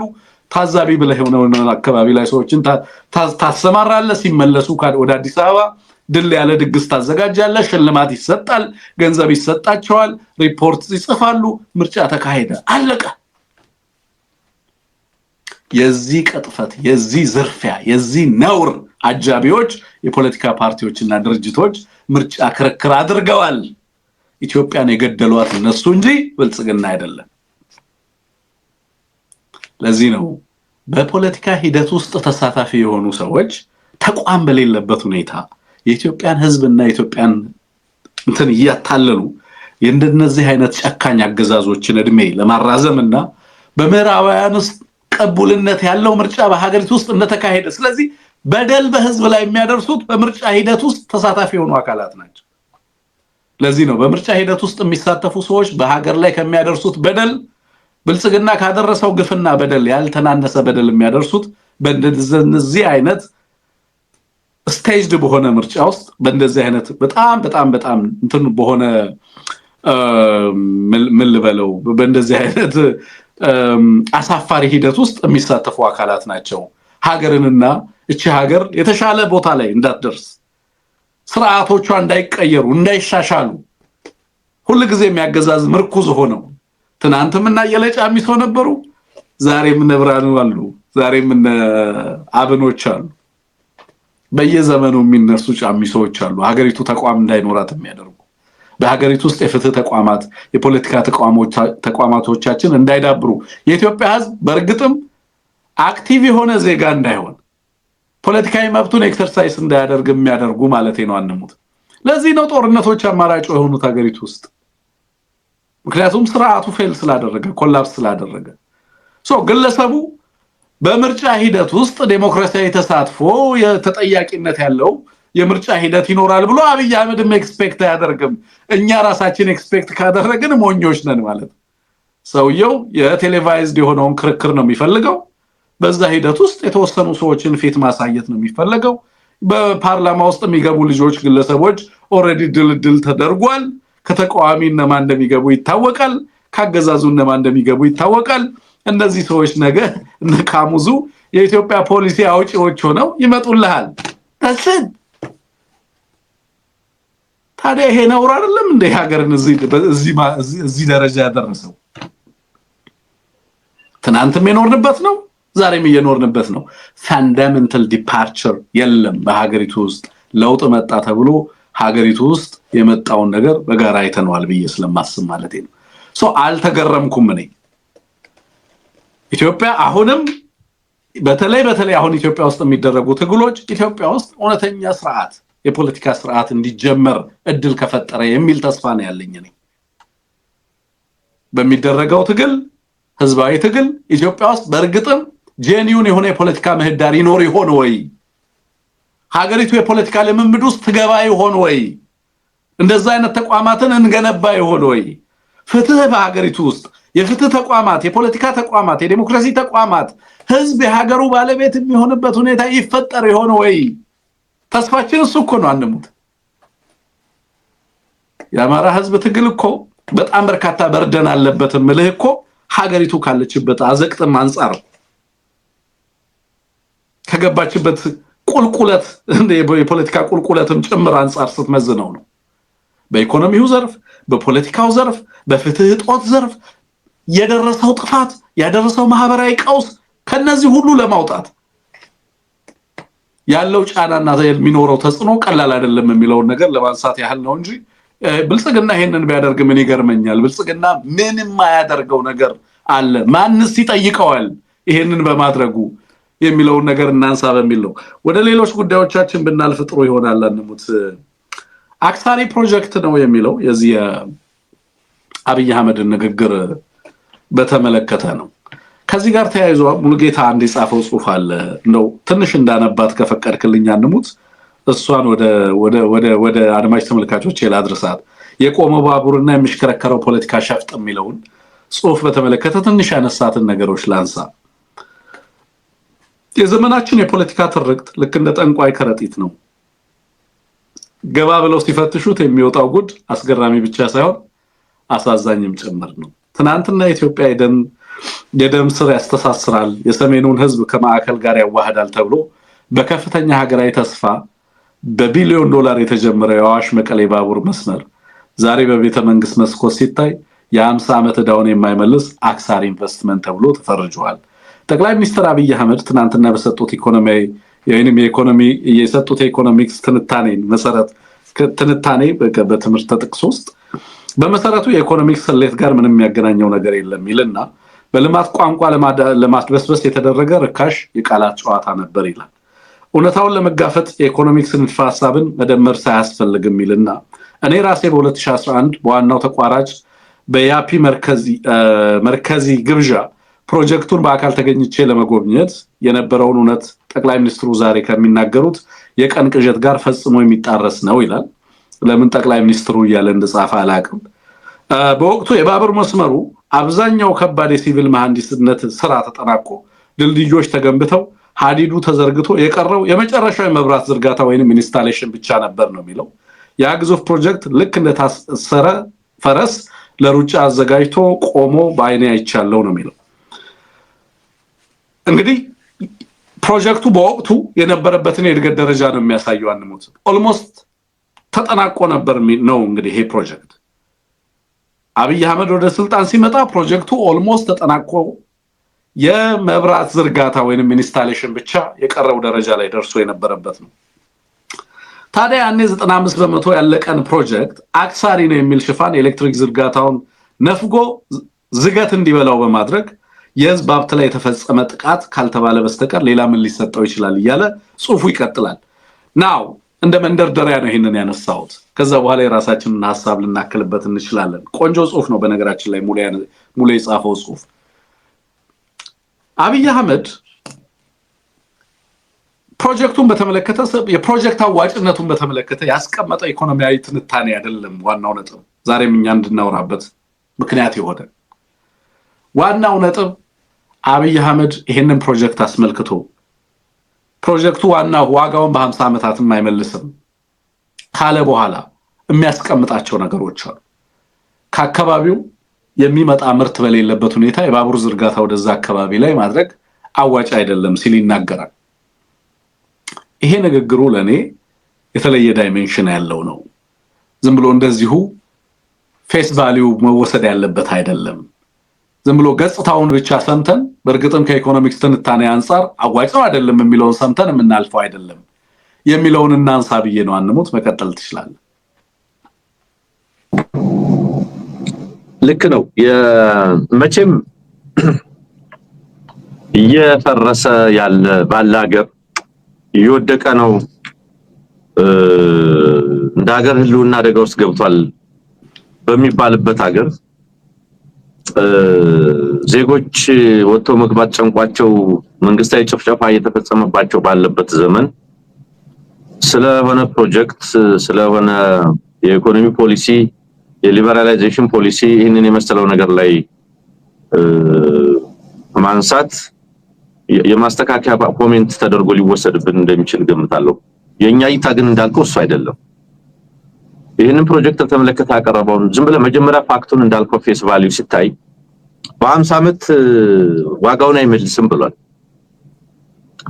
ራሱ ይሄው ሰውዬ ግን ኢትዮጵያ ከ50 ዓመት በኋላ ሳይሆን የዛሬ 30 ዓመት በአፍሪካ ቀዳሚ ኢኮኖሚ እንደምትሆን ከ50 ዓመት በኋላ ከዓለም ሁለት ኃያላን ሀገራት ይኖራሉ አንዷ ኢትዮጵያ ነች እያለ ሲናገር የነበረ ነው። ይሄው ሰውዬ ራሱ ነው ማለት ከዓለም ሁለት ኃያላን ሀገራት አንዷ ትሆናለች የተባለች ኢትዮጵያ ከ50 ዓመት በኋላ የአንድ ባቡር ፕሮጀክት ዋጋ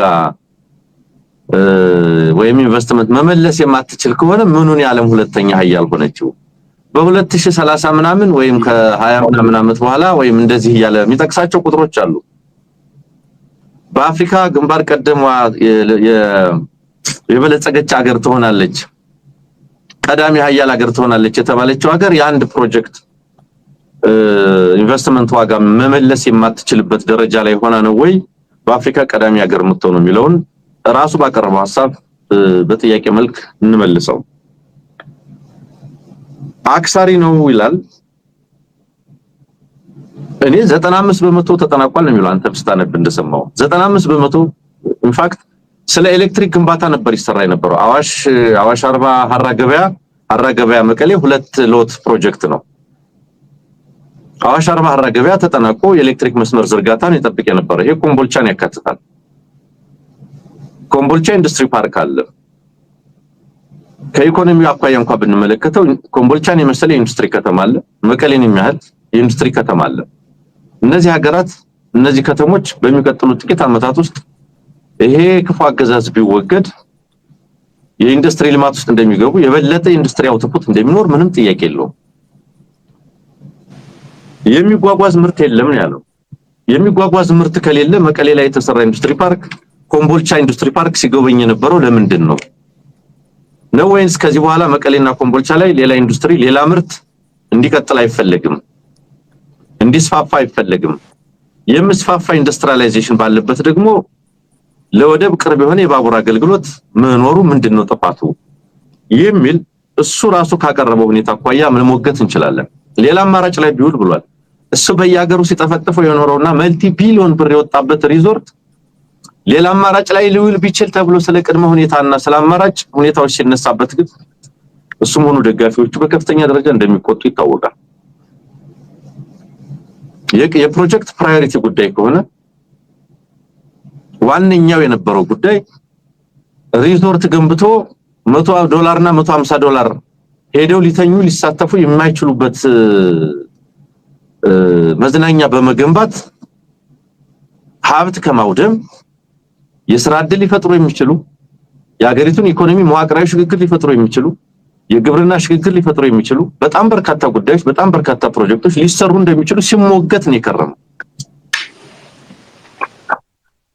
ዛሬ ስለ አማራጭ ፕሮጀክት ስለ ፕሮጀክት ፕራዮሪቲ ብልጽግና ቤት መነሳቱ ካስደነቁኝ ነገሮች መካከል ነው። ይሄ እንዳለ ሆኖ ግን በዚህ አካባቢ ምርት የለም የሚጓጓዝ ምርት የለም ማለት ምን ማለት ነው?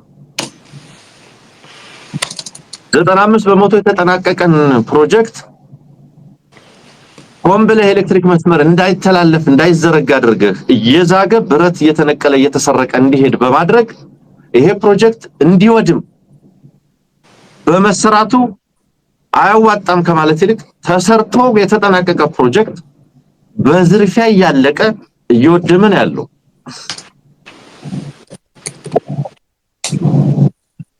$15 ቢሊዮን ይሄ $2.6 ቢሊዮን አክብዶ ነው እየተናገረ ያለው። $15 ቢሊዮን ከተማ ስማርት ሲቲ ቤተመንግስት ገነባለሁ ይያል አይደል እንዴ? ይሄ ለኢትዮጵያ በስንት ዓመት ይመልስላታል ዋጋዋን? እንግዲህ ይሄ ዋጋ ይሄ ገንዘብ በስንት ዓመት ነው የሚመለሰው? እሱ የጠፈጠፋቸው ሪዞርቶች በስንት ዓመት ነው የወጣባቸውን ገንዘብ የሚመልሱት? እርግጥ ነው ከሚጠላቸው አካባቢ ሰዎች ባለሀብቶች ተሰብስበው ነው ገንዘብ የተሰራ ያለው። አንደኛው ቁም ነገር እሱ ሊሆን ይችላል። የማደህያ አንደኛው ስልትም ነው ነጥቆ የራሱን ፍላጎት ማድረግ።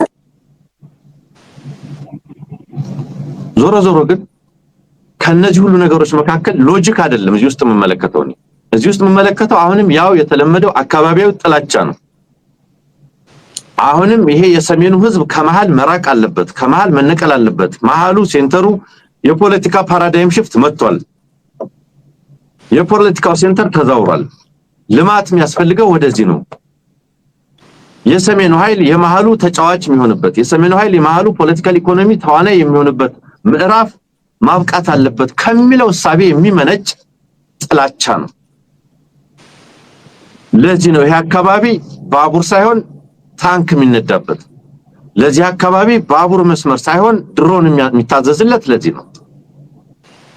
ለዚህ አካባቢ ኢንፍራስትራክቸር መሰረተ ልማቶች ሳይሆን ወታደሮችና የኢትዮጵያ ወጣቶች ደም እንዲፈስበት የሚደረገው ለዚህ ነው። ከነባሩ የሴሜቲክ ኩሽቲክ የሰሜን ደቡብ ፖለቲካል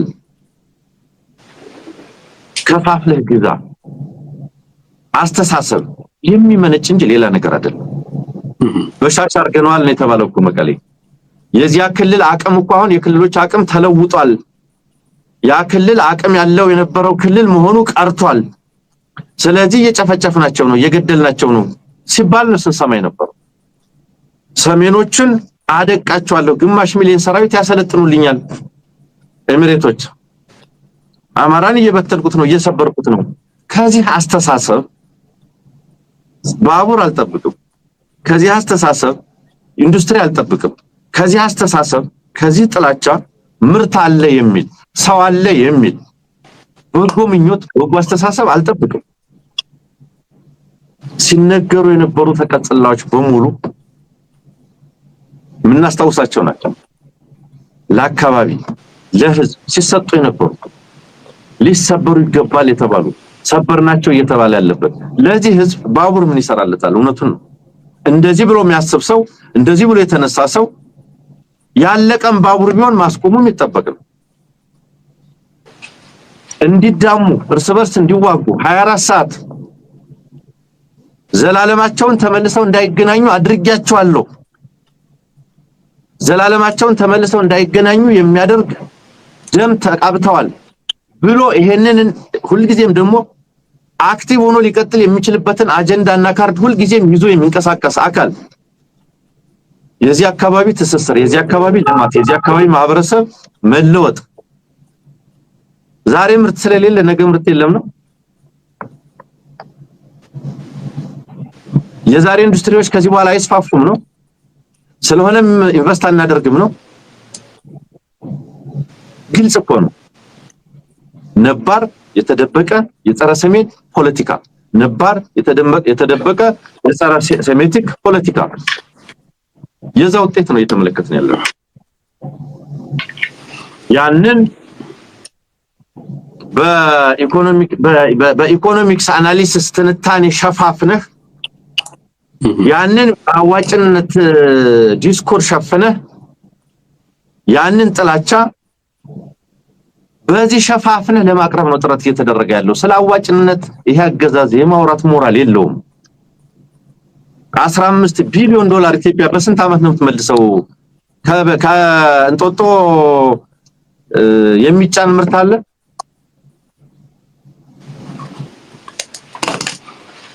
አዋሽ አርባ፣ አራገቢያ፣ መቀሌ፣ ኮምቦልቻ ይሄ እነዚህ መስመሮች ቢገናኙ ቢተሳሰሩ የጭነትም የትራንስፖርትም መስመር ቢዘረጋ ይሄ አካባቢ ህብረተሰብ ስለሚተሳሰር ወደ ወደብ የሚገባ ኃይል ስለሚያገኝ ይሄ ያገኝ አይገባም ነው። 95% የደረሰን ፕሮጀክት አዋጭ አይደለም ብለህ ወደ መሰረዝ የምትሄደው በነገር ላይ ተካሰዋል። ታውቃለህ፣ ከዛ ከቱርክ ኩባንያ ጋር ብዙ ደረጃ ተደርሶ ነበር ታውቃለህ። ሆነ ተብሎ እየተሰራ ያለ ስራ ነው። አማራ ክልል ላይ እኮ የ200 ቢሊዮን ብር ፕሮጀክቶች አብይ አህመድ ወደ ስልጣን ከመጣቱ በፊት የተጀመሩ ከ200 ቢሊዮን ብር በላይ ዋጋ ያላቸው ፕሮጀክቶች እንዲቆሙ ተደርገዋል። እስከዛሬ እያወራ ያለው እኮ ስለ ባህር ዳር የአባይ ድልድይና ስለ ጎርጎራ እኮ ነው። ሌላ ምን ሊያወራ ይችላል? እስከዛሬ እያወራ ያለው ስለዚህ ነው። አማራ ክልል የተጀመሩ ፕሮጀክቶች የዘይት ፋብሪካዎች የዘይት ቀለበት የሚባል የዘይት ማምረቻ ቀለበት የሚባል ከባህር ዳር ቡሬ ደብረ ማርቆስ የነበሩ ግዙፍ የዘይት ፕሮጀክቶች እኮ እንዲቆሙ ተደርገዋል። እነ ግርማ ብሩ አማራ አንገቱን ደፍቶ እየሰራ ነው ተብሎ በቂም በቀል ጭምር ነበር ተይዘው የነበረው ይታዩ የነበረው። ከዛ በኋላ የነበሩ የ200 ቢሊዮን ብር በላይ የሚያወጡ ፕሮጀክቶች ለምን ተቋረጡ? እንዴት ተቋረጡ? በላይነህ ክንዴን ሐይቅ ከተማ አይደና ሪዞርት ገንባ በማለት የአማራ ሐሳቢ መሆኑን ለማሳየት ነው።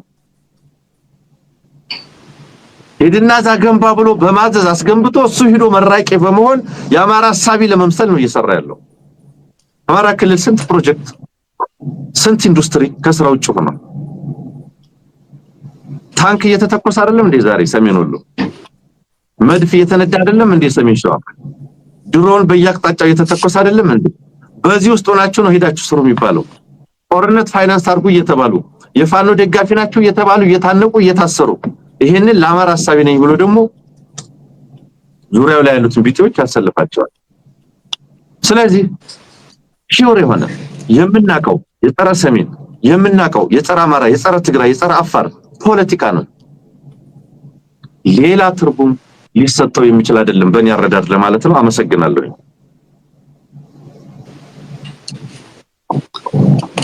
ያ አንሙት ያረስክ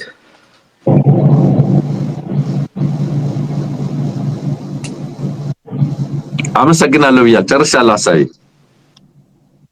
ኦኬ ያ ይቅርታ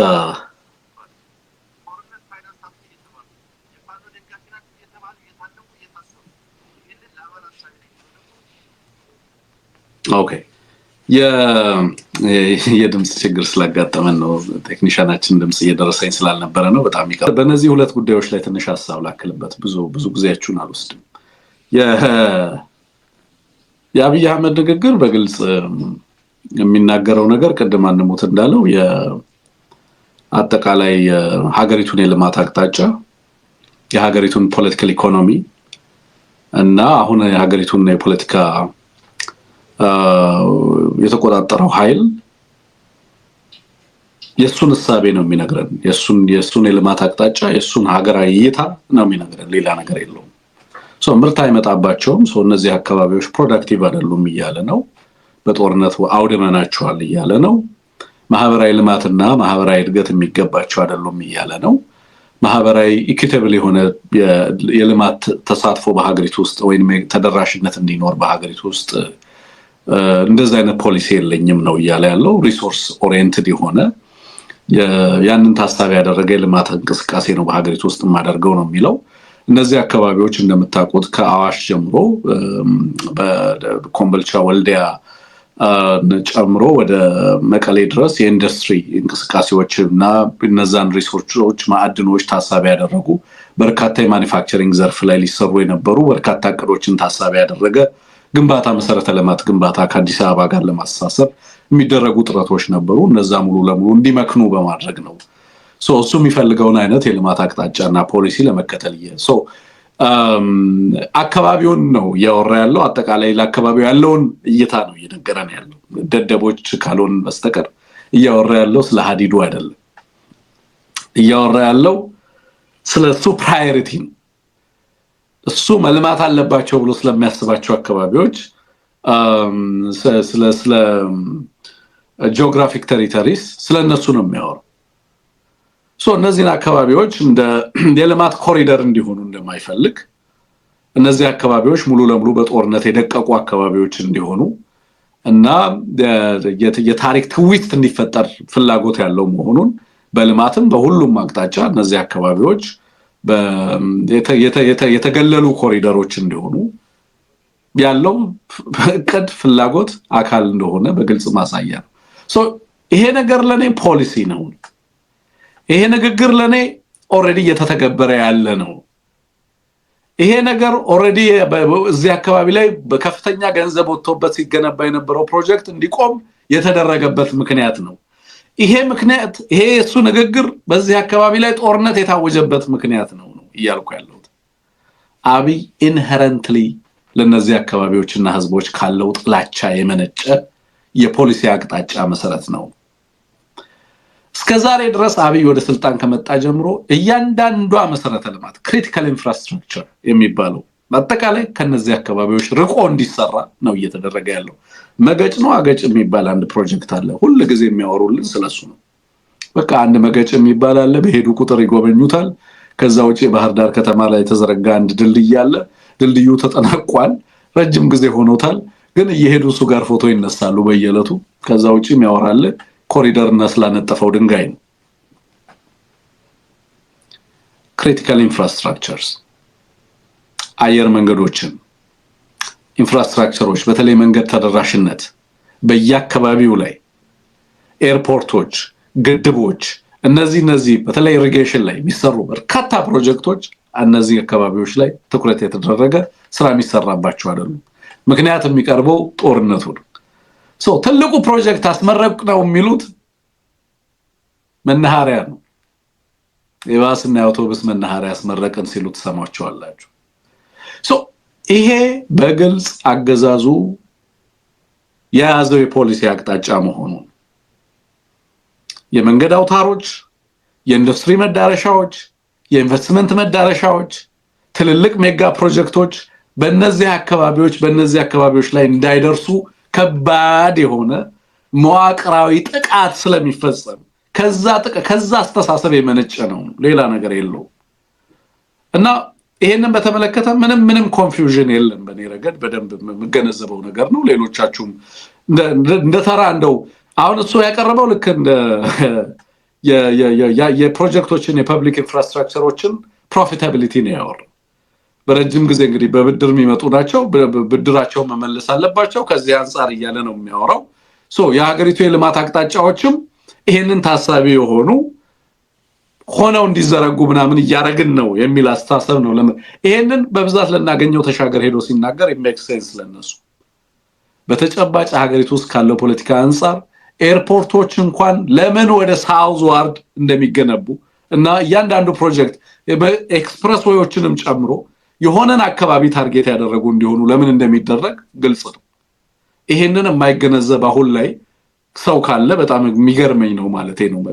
ድንቁርና ካልሆነ በስተቀር ሀገሪቱ ውስጥ ያለውን ነገር በደንብ ጥቃቱ ዘርፈ ብዙ ነው። መዋቅራዊ ነው፣ ፖለቲካዊ ነው፣ ማህበራዊ ገጽታ አለው፣ ኢኮኖሚያዊ ገጽታ አለው። ዘርፈ ብዙ ጥቃት እየተፈጸመ እንዳለ በደንብ እንገነዘብ እድል ይፈጥራል የሚለውን ነገር በደንብ መረዳት ያስፈልጋል። ይሄንን ነገር ነው በዋናነት ላነሳ ፈልጌ የነበረው። ሌላው ኦሮሚያ ውስጥ ስላለው የዚህ አጋች ቡድኖች ምናምን ነው። በጣም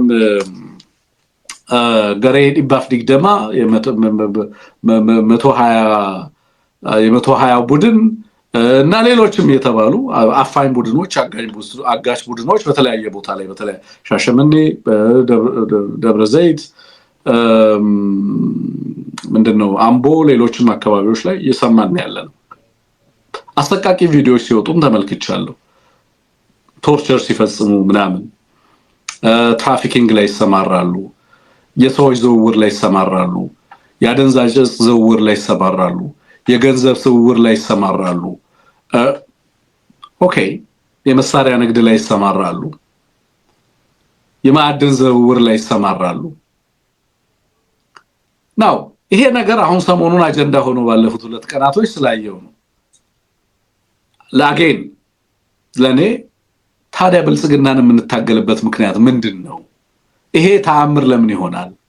ይሄ ሌባ አደራጅቶ ገዳይ ቡድን አደራጅቶ ከባህር ዳር ወደ አዲስ አበባ የሚደረገው ላይ እዛ ምንድነው የሚባለው አሊዶሮ ላይ ገብረ ጉራቻ አካባቢ ላይ ሰዎችን እየጠበቁ ከነባሱ ሰው ሲያግቱ አልሰማችሁም ወይ?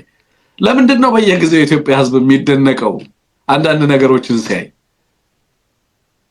ይሄ አገዛዝ በህጋዊ መንገድ የማያሳካቸውን ሁሉንም እንቅስቃሴዎችን በቫዮለንስ ለማሳካት ከመጀመሪያ ከቀን 1 ጀምሮ የፈጸማቸውን ተግባራት አናውቃቸውም ወይ?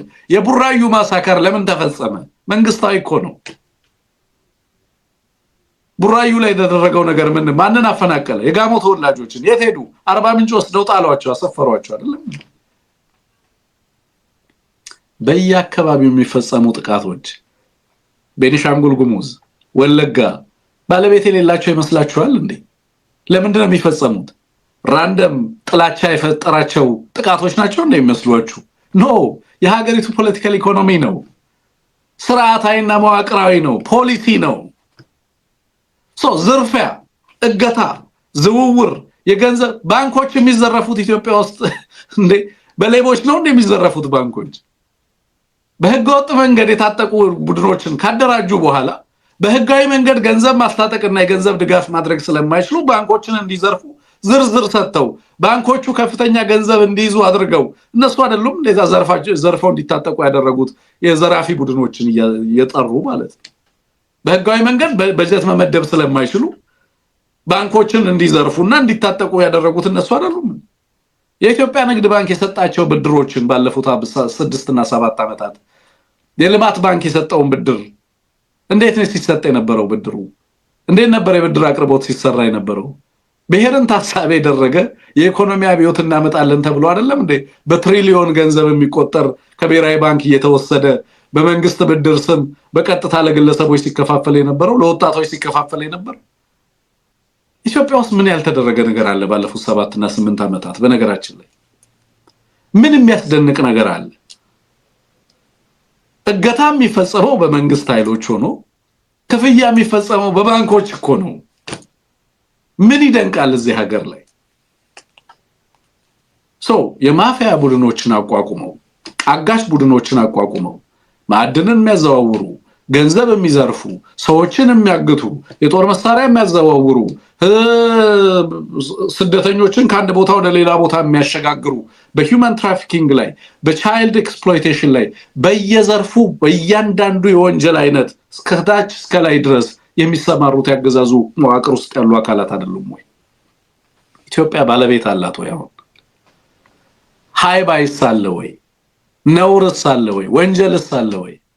እነዚህን ሰዎች አሁን ህብረተሰቡ በሶሻል ሚዲያ ጽፎ ከዛ ጉድ ብሎ ምን ተብሎ ከዛ ግለሰቡ ተያዘ ተብሎ ዜና ተደርጎ ይቀርባል። just an agenda፣ ተራ አጀንዳ ነው ይሄ። አጠቃላይ ያገዛዙ ባህሪ ነው። አርቲስቶችን አሰርኩ ይላል የራሱ አምባሳደር እነዛ አርቲስቶች ጋር አብሮ ሲሰራ ከርሞ ከዛ በኋላ አርቲስቶቹ ታሰሩ ምናምን ተብሎ ሌላ አጀንዳ ሊፈጠርልኝ ይሞከራል። ድራማ ነው ይሄ አገዛዝ። ትክክለኛ ባህሪው ይሄ የምታዩት ቫዮለንስ ሀገሪቱ ውስጥ የሚፈጸመው ነገር በዚህ አገዛዝ የሚፈጠም ነው። ህዝብን በተለይ ደግሞ በሀገሪቱ ውስጥ ያለውን የኢኮኖሚ መዋቅር ለመቆጣጠር የሚደረጉ ህጋዊና ቫዮለንስ በህጋዊ አሰራር የህግ ሪፎርም እየተደረገ ነው ያለው። በፓርላማ የሚጸድቀው ነገር በየዕለቱ የምትሰሙት ነገር ከመቀማት የማይተናነሱ ህጎች እየጸደቁ ነው ያለው። ከመዝረፍ ከተማን እየወሰደብህ ነው፣ ሀገርን እየቀማህ ነው፣ ንብረትን እየቀማህ ነው። በኮሪደር ስም ይመጣብሃል፣ በግብር ስም ይመጣብሃል። በአዲስ አበባና የአዲስ አበባ የኦሮሚያ ንብረቶች የተለዩ ንብረቶች ጥበቃና ምናምን በማስተዳደር ተብሎ ይመጣብሃል። በእያንዳንዱ ዘርፍ በየዕለቱ የሚተገበረው ነገር በሀገሪቱ ውስጥ በአንድ በኩል ህጋዊ አሰራርን እንደ ማጥቂያ፣ በሌላ በኩል ደግሞ ቫዮለንስን እንደ ማጥቂያ፣ ሁለቱንም አቀናጅቶ በጦርነት የተሻለውን በጦርነት፣ በናሽናል ዲያሎግ የተሻለውን በናሽናል ዲያሎግ፣ በህጋዊና በህግ ሪፎርም እንትን ያለውን በህግ ሪፎርም ስም፣ በምርጫ የሚመጣውን የፖለቲካ ቤኔፊት በምርጫ ስም፣ በሌሎች ዝርፊያዎች እና ህገወጥ ቡድኖችን በማደራጀት የሚመጣውን እያደረግ ሀገሪቱንም ህዝቡንም እንደዚህ አይነት ሁኔታ ውስጥ ኮንፊውዥን በሀገሪቱ ላይ በመንዛት በመፍጠር በተወዛገበ ማህበረሰብን፣ ምክንያቱም አልተደራጀም ይሄ ህዝብ፣ የምትፈልጋቸውን ነገሮች ማሳካት ነው። በዚህ ውዥንብር ውስጥ በዚህ ቀውስ ውስጥ አንተ የምትፈልገውን ነገር ታሳካለህ። ይሄ ራንደም የሆነ ነገር ወይንም ደግሞ በዘፈቀደ የሆነ ነገር አይደለም። it's actually planned። በቀጥታ አገዛዙ የሚተገብረው በየዕለቱ የሚያስፈጽመው የቅዱ የፕላኑ አካል ሆኖ ፖለቲካሊ አዋጭ ተደርጎ የተወሰደ የአማራ ክልል ባለስልጣናትን በአዴኖችን ቤኒሻንጉል ላይ ህዝባችን ተገደለ ምናምን ብለው ፓርላማ እስከማልቀስ ድረስ ደርሰዋል። በአዴኖች በነገራችን ላይ የሆነ ጊዜ ማለት ነው ያው አማራ ለመጫወት ሞክረው ነበር። ከዛ ቤኒሻንጉል ሄዱና ሰላም አስከብሩ እየተባለ ቤኒሻንጉል ይላኩ ነበር፣ ወለጋ ሄዱ ይባሉ ነበር። እነሱ በቃ እዛ አካባቢ ላይ በርግጥም ሸኔ ነው ይሄንን የሚፈጽመው ይያሉ እንደፋደፋሉ እነዚህኛው አዲስ አበባ ላይ ስራውን ይሰራል እነሱ የሆነ ቦታ ላይ ምናምን ሀገራዊ ለውጡን እናንተኑን የሚቀለብሱ ባዳና ባንዳዎች አሉ ይላሉ እነሱ አዲስ አበባ ላይ ህግ ያጸድቃሉ አንተ ባዳና ባንዳ ምናምን ይያልክ መገጭ ይያልክ እዛ ጋር ስትደፋደፍ እሱ የ10 እና 15 የ20 30 ቢሊዮን ዶላር ፕሮጀክቶችን በሚፈልገው አካባቢ ላይ ገነባል ዳሰ ለዚህ ነው ዘርፈ ብዙ የተቀናጀ ሁሉን አቀፍ ትግል በሀገሪቱ ውስጥ መደረግ አለበት አለበለዚያ በሀገሪቱ ውስጥ ህጋዊ አሰራር ፍትህ ሊሰፍን የሚችልበት እድል የለም ይያለን በተደጋጋሚ ስንናገርበት የነበረበት ምክንያት ይሄ ነው ከዛ የተለየ ሌላ ነገር የለውም ማለት ነው ሶ እስከዛሬም ድረስ ይናገዛዝ አልተረዳነው ማልገባንም ከሆነ አንድ ነገር ነው በኔ እምነት ግን የሚደረጉት ነገሮች ዘርፊያውም ቀማኛውም ያገዛዙ ትክክለኛ ባህሪ ይሄ ነው ሶ ህዝቡ ይሄንን ለመታገል ያሳየው ቆራጥነትና ኮሚትመንት ምንድነው የኢትዮጵያ ህዝብ ከተጠቂነት በዘለለ እንደዚህ አይነት ጥፋቶችን ለመታገል የሚያስችል አደረጃጀት ውስጥ የገባበት እድል የለም በዚህም ምክንያት ነው ዋና ሰለባ እንዲሆን ያደረገው በሀገሪቱ ውስጥ ያሉ የፖለቲካ ተቋማትም የፍትህ ተቋማትም የሚጠብቁበት ደረጃ ህዝቡን የሚጠብቁት የሚታደጉት ሳይሆኑ የዚህ የጥቃት አካል ሆነው በአንድም በሌላ መንገድ ይሄንን ሲያስፈጽሙ የምታዩበት ሁኔታ እንዳለ በግልጽ መናገር ይቻላል እነዚህ ናቸው ሌላው እንግዲህ ያለን ጉዳይ ነበረው ሱዳን ላይ እና የሱዳንን በተመለከተ በበርሊን እየተካሄደ ያለ ኮንፈረንስ ነው በርካታ የሱዳን ኃይሎችን ለማሰባሰብ ጥረት እየተደረገ ነው በአልቡርሃንም በአርኤስኤፍም በኩል ያሉ በሐምዳን ዳጋሎ በኩል ያሉ ሌሎችም የሲቪክ ማህበራትና በሱዳን ጉዳይ ላይ ያገባናል የሚሉ በርካታ ኃይሎች ጉዳዩን የተቀበሉት አይደለም በእነ አውሮፓ ህብረት በእነ ጀርመን በእነ ፈረንሳይ በእነ እንግሊዝ በአሜሪካ ሌሎችም ኃይሎች በተለይ እዚህ የሱዳንን 3ኛ ዓመት አስመልክቶ በሀገሪቱ ሰላማዊ ሽግግር እንዲመጣ ጦርነቱ እንዲቆም ለማድረግ ከፍተኛ ጥረት እያደረጉ ነው ያሉት ግን በሱዳን ኃይሎች ዘንድ ይሄ በበርሊን የሚካሄደው ጉባኤ ቅቡልነት ያላገኘበት ሁኔታ ነው ያለው ግን ስቲል አሁንም ጫና እየተደረገ ነው ያለው በርካታ ኃይሎች እንዲሳተፉበት ለማድረግ የሚሳካ መስሎ አይሰማኝም አሁን ባለው ሁኔታ በርካታ የሱዳን ኃይሎች ደስተኛ አይደሉም ሱዳን ላይ ያለው ሁኔታ ጉተሬዝም ዛሬ ሲያነሳ እንደነበረው በጣም አሳሳቢ ደረጃ ላይ ነው የደረሰው በተለይ ደግሞ የህዝቡ ጉዳይ እጅግ አስደንጋጭ ነው ሱዳን ውስጥ የምንሰማቸው ቁጥሮችና አሃዞች በጣም አስከፊ ናቸው የሀገር በርግጥም ሰላም ይፈልጋል ሰላማዊ ሽግግር ይፈልጋል ጦርነቱ በተወሰነ መልኩ ጋብ ማለት ይኖርበታል የሚል ነው በበርካታ ሀገራት ይሄንን ለማድረግ ለማሳካት ጥረት እያደረጉ ነው ያሉት ግን ሱዳን ውስጥ ያለው በርካታ ፍላጎት ጦርነቱን ዓለም አቀፋዊ ቀጠናዊ በመሆኑ ምክንያት ሰላማቸው እንዲረጋገጥ ለማድረግ በሚደረገው ጥረት ውስጥ ብዙ የተሳካ ነገር አንመለከትም እንግዲህ በሚቀጥሉት ቀናቶች የሚሆኑትን ለማየት ጥረት እናደርጋለን ዛሬ ላይ ያለን መረጃ ይሄን ይመስላል አድማጭ ተመልካቾቻችን ለነበረን ቆይታ ከልብ ነው ማመሰግነው ባላችሁበት መልካም ጊዜ ይሁንላችሁ